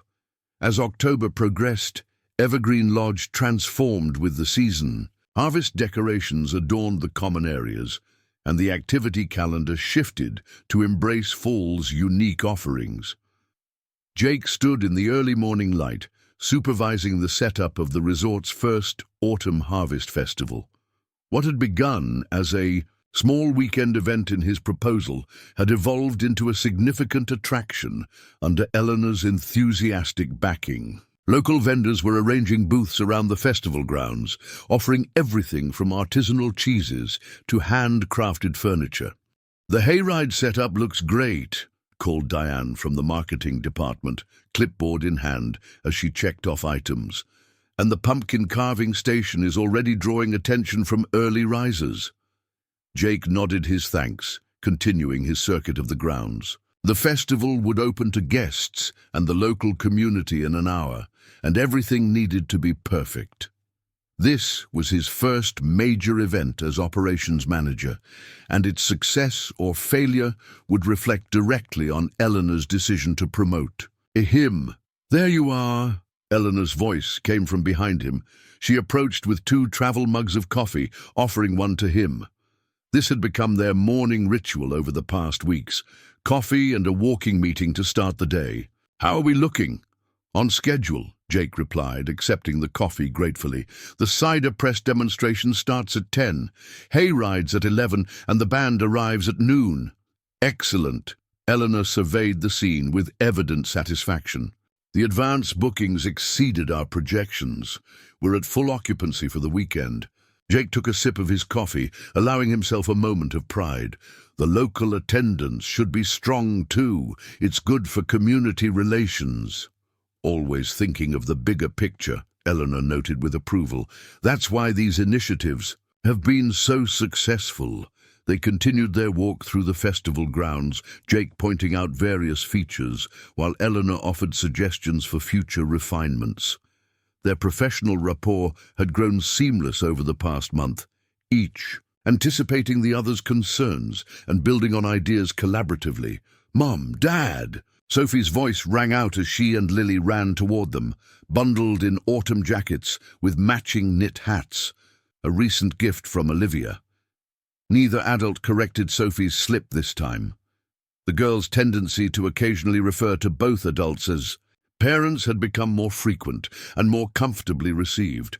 It was simply easier to let it happen naturally, understanding the psychological need driving it. "We finished our posters for the nature hike," Lily announced, proudly displaying her artwork. "Ms. Patel helped us laminate them." Jake examined their work, informational signs about local wildlife that would be posted along the children's nature trail, part of the festival activities the girls had helped design. "These are excellent," Eleanor praised, crouching despite her elegant attire to examine the drawings more closely. "Very professional." The girls beamed with pride. "Can we help put them up?" Sophie asked. "That's exactly what I was about to do," Jake replied. "Grab the hammer and stakes from my utility cart and we'll get started." As the girls raced off, Eleanor watched them with a soft expression. "They've worked so hard on this project. It was a good idea to involve them in the planning," Jake agreed. "They're learning responsibility while having fun." "Speaking of responsibility," Eleanor said, her tone shifting to something more serious. There's something I need to discuss with you before the festival opens. Jake recognized her business voice returning. What is it? I received a call from the corporate office this morning. There's a situation at our Aspen property that requires immediate attention. What kind of situation? The general manager resigned without notice, and there are some irregularities in the accounts. Eleanor's expression was carefully neutral, but Jake had learned to read the subtle signs of tension around her eyes. I need to go there personally. When? Tonight, after the festival. I'll be gone for at least a week, possibly longer depending on what I find.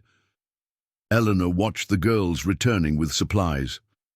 I've already spoken with Bianca about adjusting her schedule to care for Sophie while I'm away. Jake nodded, understanding the complexities of single parenting and career demands.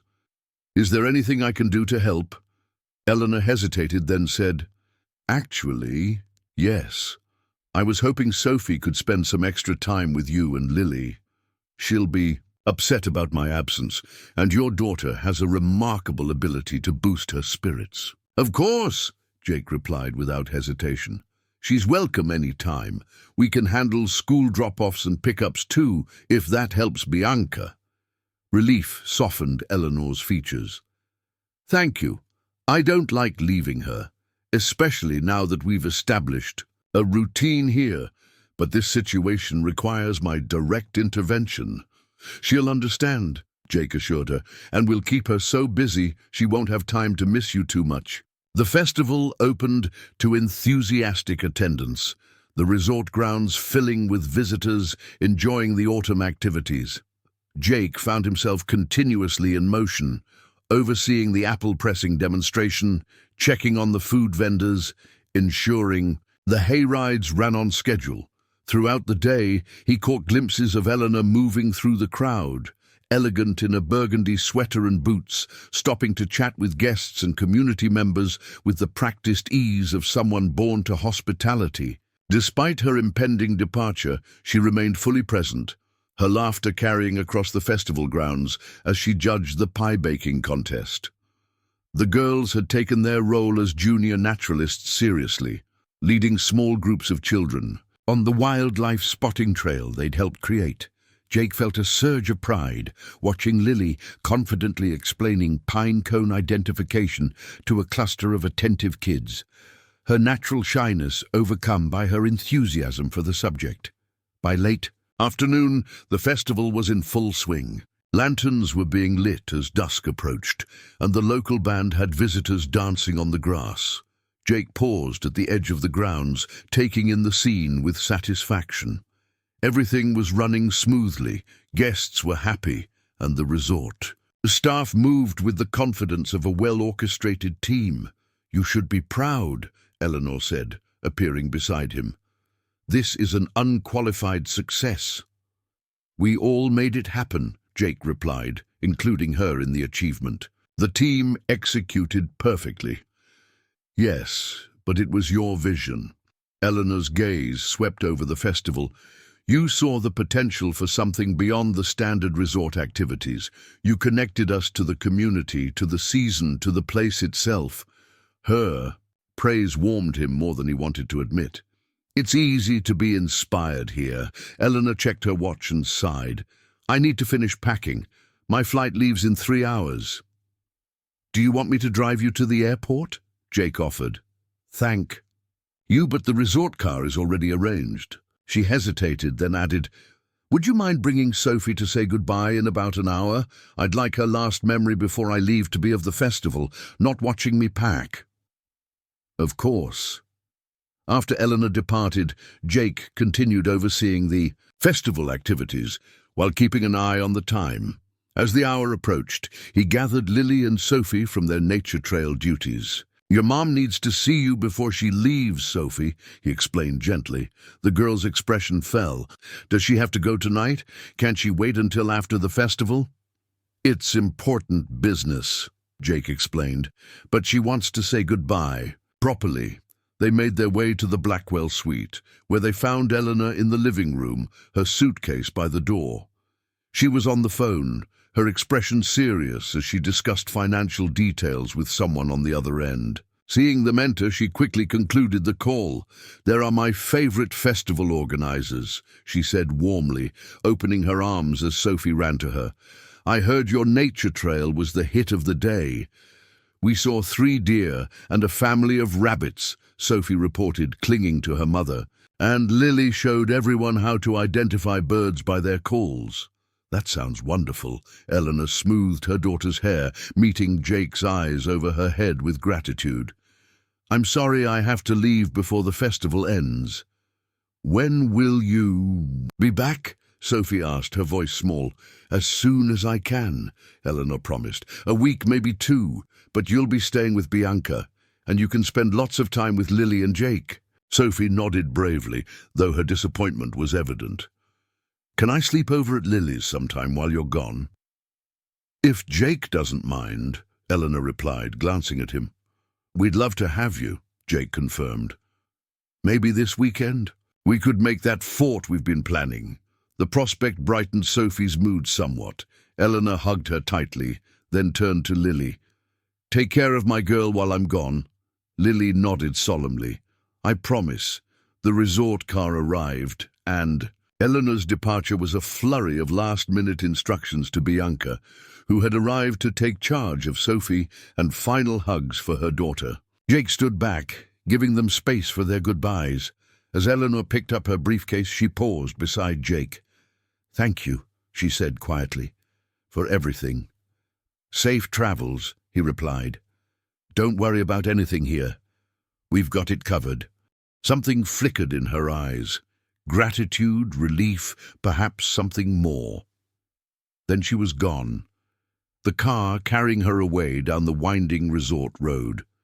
The days following Eleanor's departure fell into a new rhythm.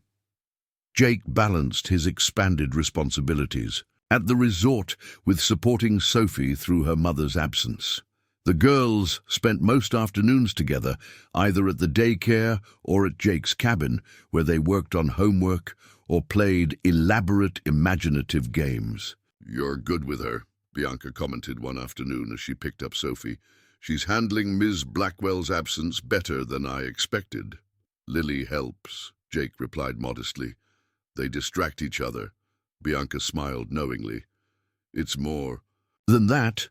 You provide stability, security. Sophie feels safe with your family." The word family caught Jake slightly off guard, though he didn't correct her. In many ways, they had formed a kind of extended family unit. He and Lily, Sophie and Bianca, all orbiting around the absent center that was Eleanor. 5 days into Eleanor's absence, Jake received a text late in the evening.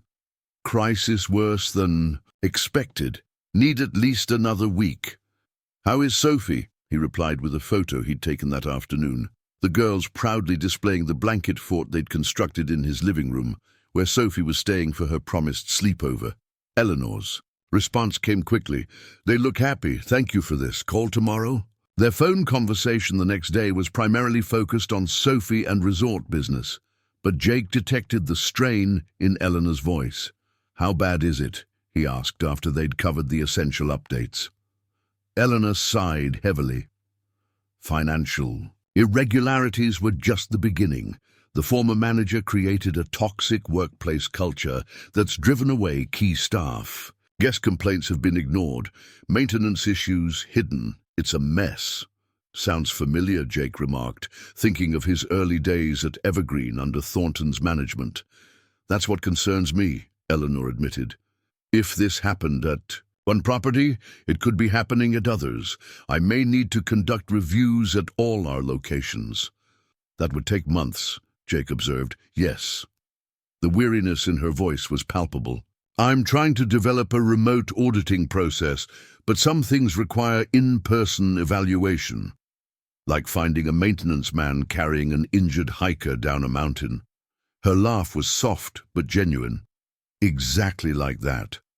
The unexpected moments often reveal the most."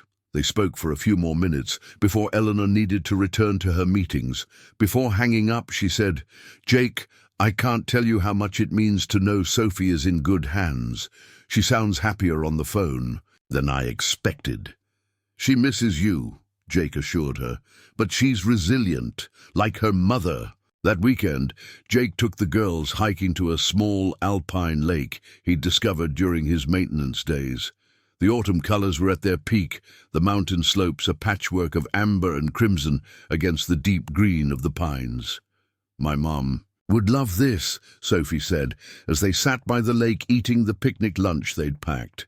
She says the mountains are where she can breathe. Jake nodded, understanding exactly what Eleanor meant. The mountains have a way of putting things in perspective. When is she coming back? Lily asked, skipping a stone across the water's surface. Soon, I hope, Sophie replied, attempting to mimic Lily's stone-skipping technique with limited success. She said maybe next weekend. Jake helped Sophie adjust her wrist motion for a better throw.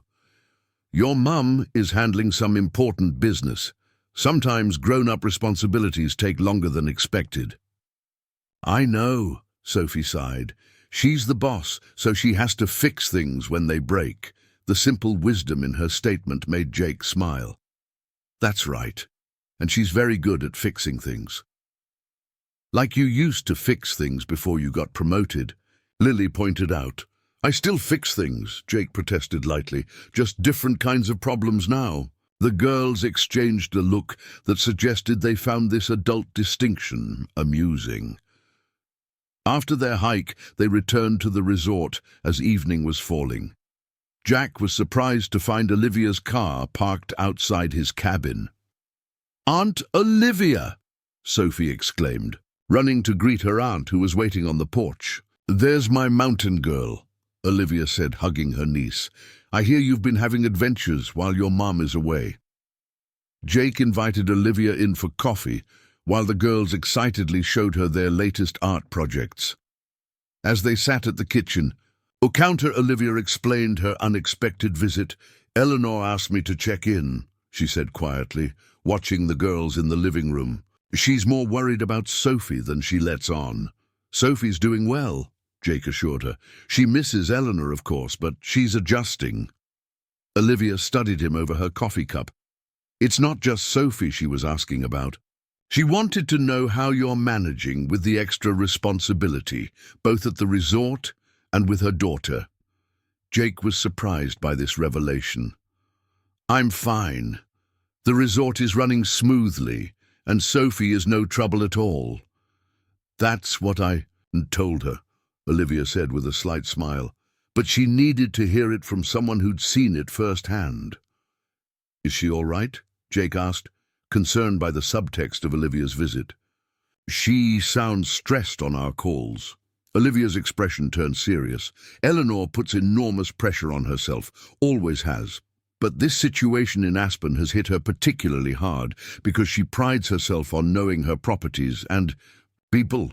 Missing such significant problems feels like a personal failure. It's not her fault, Jake said firmly.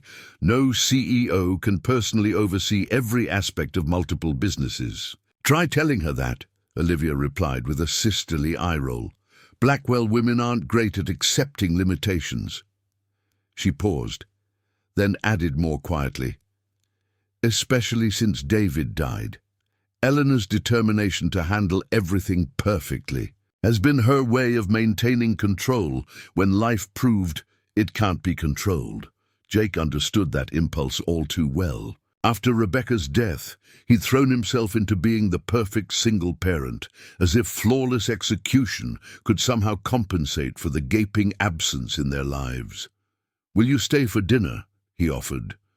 The girls would love it, and I make a decent pasta, Olivia accepted, and the evening evolved into an impromptu family gathering. As they ate, Olivia shared stories of Eleanor as a child, her determination to climb the tallest trees, her habit of organizing the other resort children into elaborate expeditions, her fearlessness in the face of challenges.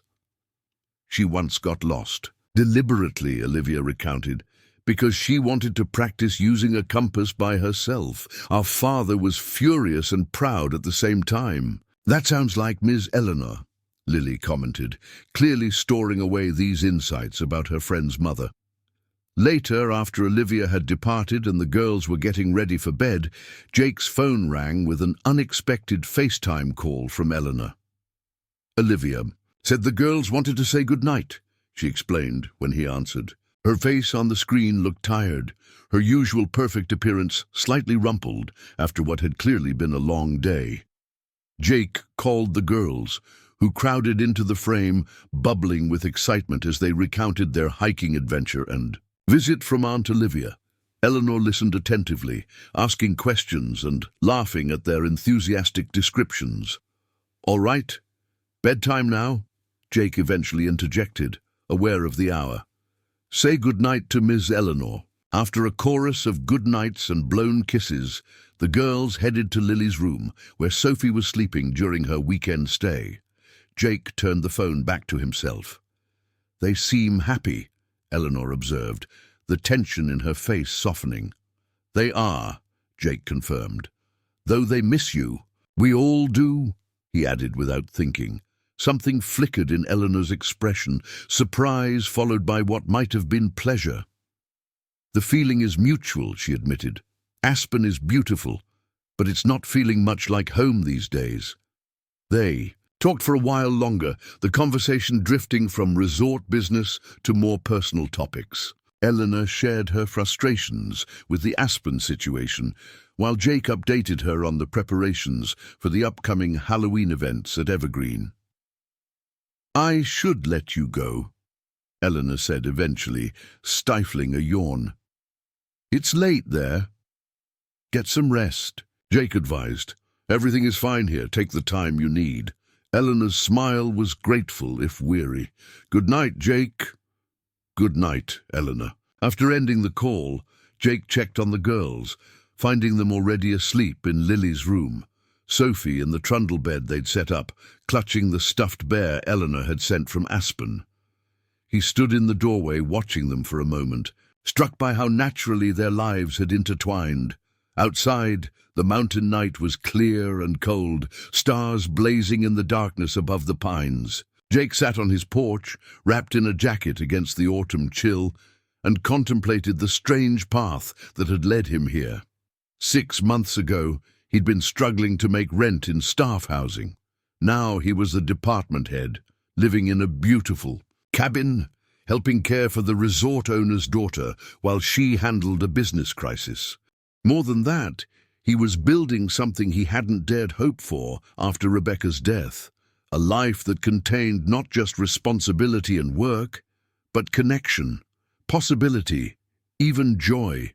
Eleanor had catalyzed that transformation, first through the chance encounter on the trail, then through her belief in his capabilities, and finally through the personal bond that had grown between them. He missed her more than he wanted to admit. Their morning coffee walks, their collaborative planning sessions, the way she challenged his thinking while valuing his perspective. The occasional brush of her hand against his when they reviewed documents together. The sound of her rare, unguarded laugh when she spent time with the girls. Jake wasn't naive about the complications. Eleanor Blackwell was one of the wealthiest businesswomen in the country, and he was a former maintenance worker who'd lucked into her orbit through a twist of fate. Yet there was something undeniably real in their connection, a recognition that transcended their different backgrounds and circumstances. Whatever was developing between them would need to find its own path, its own time. For now, it was enough to know that they had created this unexpected family constellation, 2 single parents and their daughters, learning to navigate life's challenges together rather than alone. As the mountain air grew colder, Jake returned. Inside, checking once more on the sleeping girls before retiring to his own room. Tomorrow would bring its own responsibilities and joys, its own steps forward on this unanticipated journey. For tonight, it was enough to know that everyone under his roof was safe, and that Eleanor, though distant, remained connected to the life they were building here on Pine Ridge Mountain. 2 weeks stretched into 3, and Eleanor's absence continued. Though they spoke almost daily, resort business blending with updates about the girls and brief personal exchanges, Jake sensed her frustration at the prolonged separation. The Aspen situation had revealed deeper organizational issues that required her attention across multiple properties. "I'm implementing a complete management restructuring," she explained during one late-night call after the girls were asleep. "What happened in Aspen can't happen again." "You sound exhausted," Jake observed, noting the shadows under her eyes. Visible even through the video call, Eleanor sighed, running a hand through her hair, a rare gesture of vulnerability. "I am, but it's necessary work." She paused, then asked softly, "How's Sophie really doing?" "She misses you," Jake answered honestly. "But she's resilient. We've established a good routine. School, homework at my place with Lily, dinner together most nights. Bianca takes over bedtime at your suite, and the resort, running smoothly. The Halloween events were a success, and winter preparation is on schedule. The new snow equipment was delivered yesterday." Eleanor's expression softened. "I don't know how I would have managed this crisis if you weren't there, Jake. Knowing Sophie and Evergreen are in good hands has been my only peace of mind." The sincerity in her voice warmed him. "We're managing, but we'll all be glad when you're home." "Home," Eleanor repeated thoughtfully. "It's strange. I've had residences in New York, London, San Francisco, but lately, when I think of home, I picture Evergreen, the mountain, the cabin." She hesitated, then added so quietly he almost missed it, "All of you." Before Jake could respond, she glanced at something off-screen. "I have to go. Another crisis meeting. Give Sophie a hug for me." The call ended, leaving Jake contemplating her words. Eleanor Blackwell, who could choose to live anywhere in the world, considered their mountain resort home. And not just the place, but the people, including him and Lily. November arrived with the first significant snowfall, transforming Pine Ridge Mountain into a winter wonderland. The resort shifted into its winter operations, with Jake overseeing the transition to cold weather activities and experiences. "When is Mum coming home?" Sophie asked one evening as they decorated Jake's cabin for Thanksgiving. Eleanor had promised to return for the holiday, now just a week away. "Soon," Jake assured her, helping her hang paper leaves on which they'd written things they were thankful for. "She's wrapping up her work in Colorado." "I hope the snow doesn't stop her plane," Lily said, adding her own leaf to the gratitude tree they were creating. "I wrote that I'm thankful for Sophie and Miss Eleanor on my leaf." Sophie beamed at her friend. "I wrote that I'm thankful for you and Jake and our mountain." "Our mountain," Jake repeated with a smile. "I like that." Sophie nodded seriously. "Mom says the mountain brought us all together, so it's kind of like family too." The wisdom of children never ceased to amaze him. "What else are you thankful for?" he asked, helping them cut more paper leaves. "Hot chocolate with extra marshmallows," Lily declared immediately. "Snow days," Sophie added.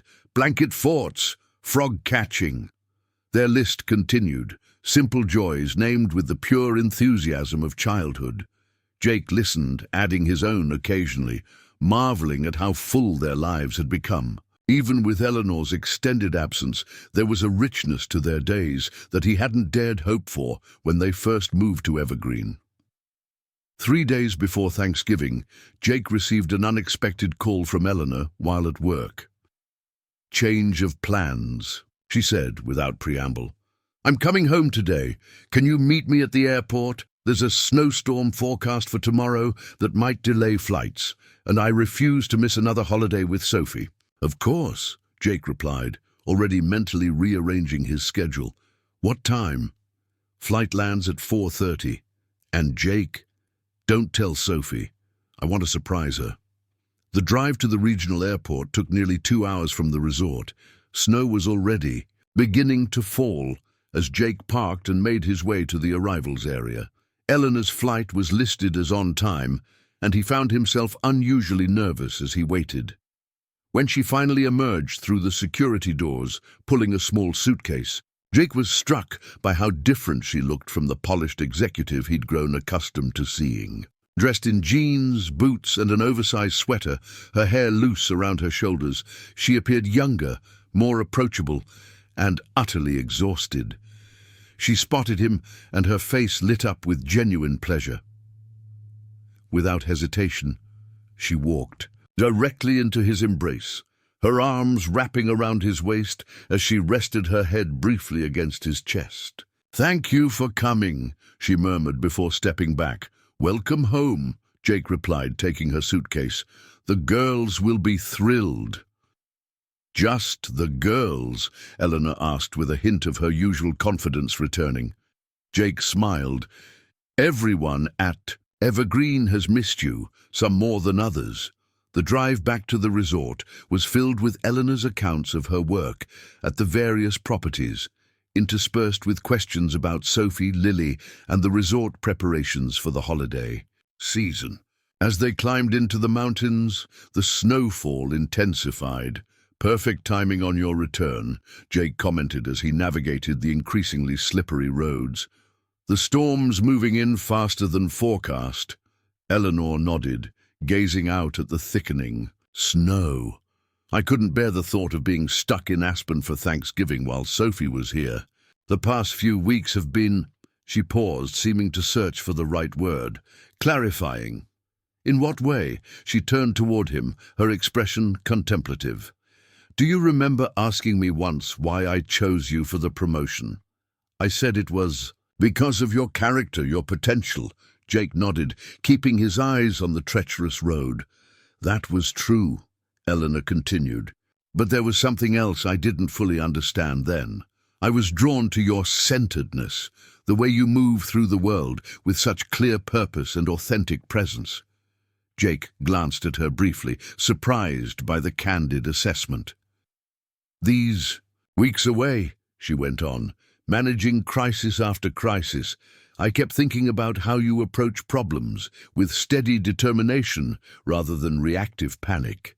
About how you've created such a nurturing environment for Lily despite your losses and challenges."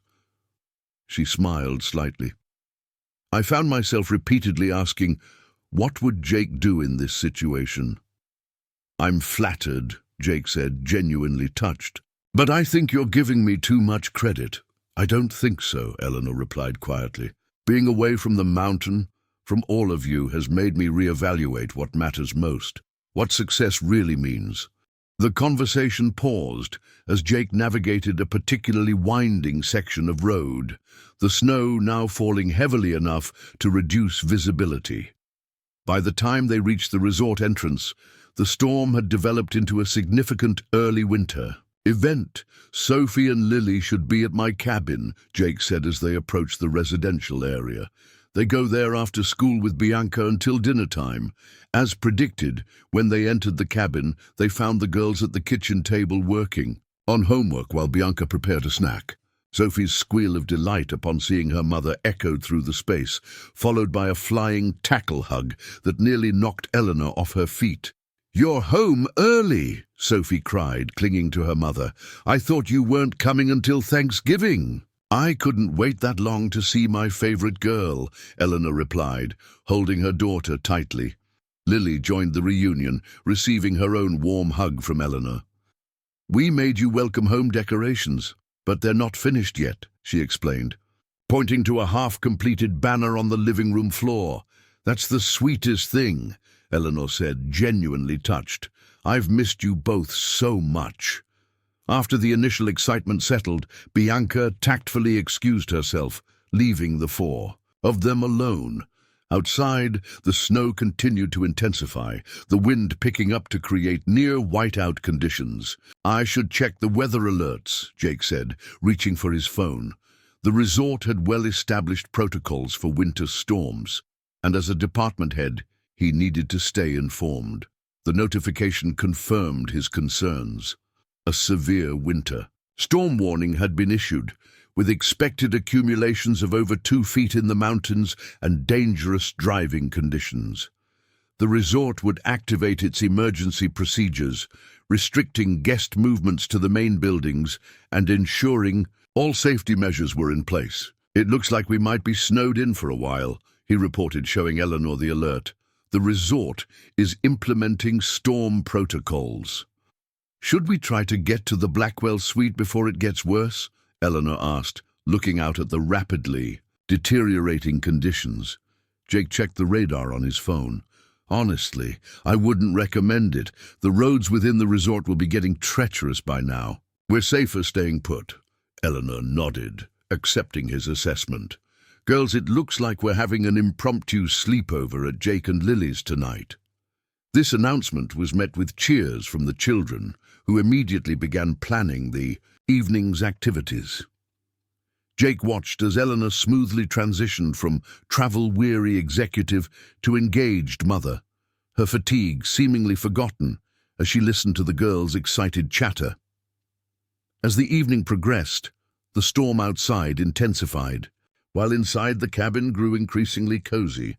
Jake prepared dinner, a hearty beef stew he'd had simmering in the slow cooker, while Eleanor helped the girls finish their welcome banner and hang it across the living room. After dinner, with the wind howling outside and snow piling against the windows, they gathered in the living room.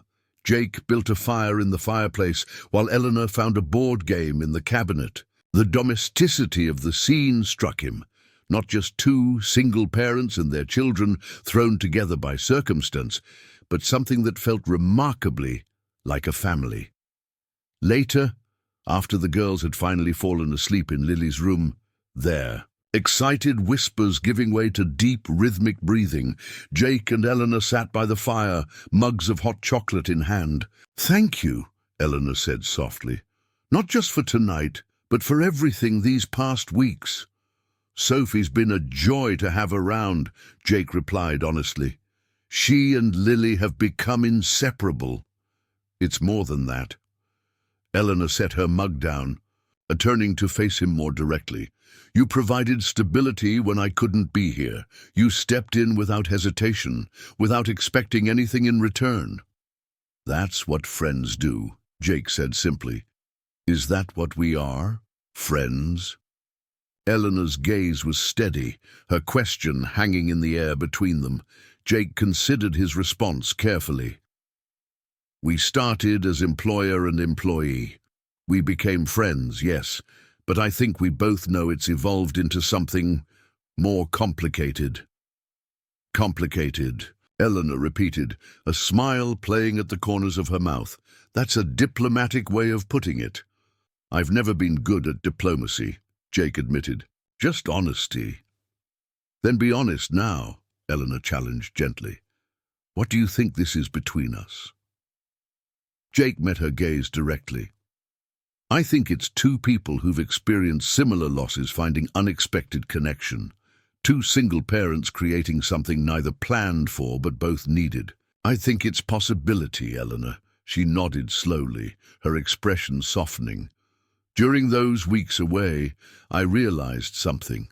The most peaceful moments of my day weren't closing business deals or solving corporate crises.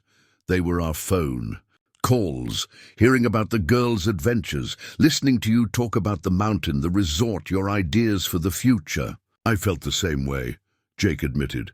"The days fell into a pattern of waiting to talk with you each evening." Eleanor shifted closer on the couch. "When David died, I built walls around Sophie and myself. Work became my fortress, someplace safe, where I could control the variables, predict the outcomes." "I understand that," Jake said quietly. "After Rebecca, I did the same with Lily. New town, new job, always moving forward, never staying still long enough to feel the emptiness." "Until now," Eleanor observed. "Until the mountain." "Until you," Jake corrected gently. "The mountain was just the setting. The firelight played across Eleanor's features as she absorbed his words. After a moment, she reached for his hand, her fingers intertwining with his. "I'm not very good at this," she confessed. "Vulnerability doesn't come easily." "To me, I've noticed," Jake replied with a smile, "but you're better at it than you think." Outside, the storm raged, snow piling against the windows and wind whistling through the pines. Inside, the small cabin glowed with warmth and possibility as two people who had found each other through chance and circumstance began to consider a future neither had anticipated. Morning arrived with brilliant clarity, the storm having passed in the night. Jake woke early, as was his habit, and stepped onto the porch to assess the conditions. The world had been transformed, every surface buried under pristine white, tree branches heavy with snow, the mountain peaks gleaming in the distance against a perfect blue sky. He heard the door open behind him and turned to find Eleanor joining him, wrapped in one of his jackets against the cold. "It's magnificent," she said, gazing out at the winter landscape, "worth every minute of the storm." "That's the mountain for you," Jake replied. "The most challenging conditions often create the most beautiful results." Eleanor smiled at the metaphor. "Are we still talking about the weather?" Before Jake could respond, excited voices came from inside as the girls discovered the winter wonderland outside their window. Moments later, they burst onto the porch in their pajamas, exclaiming at the transformation. "Can we build a snowman?" Lily asked immediately. "After breakfast," Jake promised, "and after you're properly dressed for the cold." As they all moved back inside, the cabin filled with morning activity, pancakes cooking on the griddle, coffee brewing, the girls chattering about their snow day plans. Jake caught Eleanor watching the scene with a soft expression, something like wonder in her eyes. "What?" he asked quietly, as the girls set the table. "This," she replied simply, gesturing to encompass the domestic tableau. "I forgot what it could be like. A home, not just a house, a family, not just people living together." "We can have this," Jake said, his voice low enough that only she could hear. "If it's what you want." Eleanor met his gaze, her usual confident demeanor giving way to something more vulnerable, more real. "It is. More than I realized until now." Later that morning, as the sun climbed higher in the crystal blue sky, the four of them ventured into the snow-covered yard. The girls immediately began gathering snow for their planned snowman, while Jake and Eleanor surveyed the resort in the distance, partially visible through the trees. "The crews will have the main roads cleared by noon," Jake observed, his arm casually around Eleanor's shoulders. "We should be able to get you and Sophie back to the Blackwell suite by afternoon." Eleanor leaned into him slightly, watching their daughters collaborating on their snow creation. "Or we could stay a little longer." "You're welcome as long as you like," Jake replied, understanding the broader implication of her words. Eleanor turned to face him, snowflakes catching in her dark hair. "What happens now, Jake Anderson? Where do we go from here?" Jake considered the question, looking from her to the girls and back again. "I think we build something together, day by day, choice by choice, something neither of us planned but both of us need, like a family," Eleanor suggested softly. "Exactly like a family," Jake agreed. She smiled, then reaching up to brush snow from his shoulder. "It's strange, isn't it? How a single moment can change everything. One hike, one rainstorm, one injured ankle." "One rescue," Jake added, thinking of that day on the mountain trail that now seemed so long ago. "Who really rescued whom?"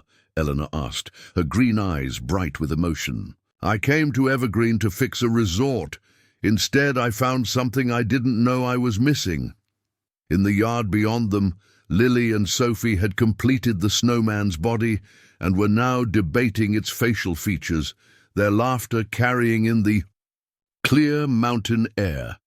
The resort gleamed in the distance, snow-covered and serene, and between them, Something new and fragile and precious was taking shape, a connection forged through chance and circumstance, strengthened through challenge and proximity. Jake took Eleanor's hand, their fingers intertwining naturally. "Welcome home," he said simply. Her smile was answer enough as they turned together to join their daughters in the snow, 4 separate lives now weaving into a single story on the mountainside that had brought them all together. Above them, Pine Ridge Mountain stood silent witness to the new beginning, unfolding at its base, testimony to the unexpected paths, chance encounters, and perfect timing that sometimes bring people exactly where they need to be, even when they don't know it themselves. Up next, you've got 2 more standout stories right on your screen. If this one hits the mark, you won't want to pass these up. Just click and check them out. And don't forget to subscribe and turn on the notification bell so you don't miss any upload from us.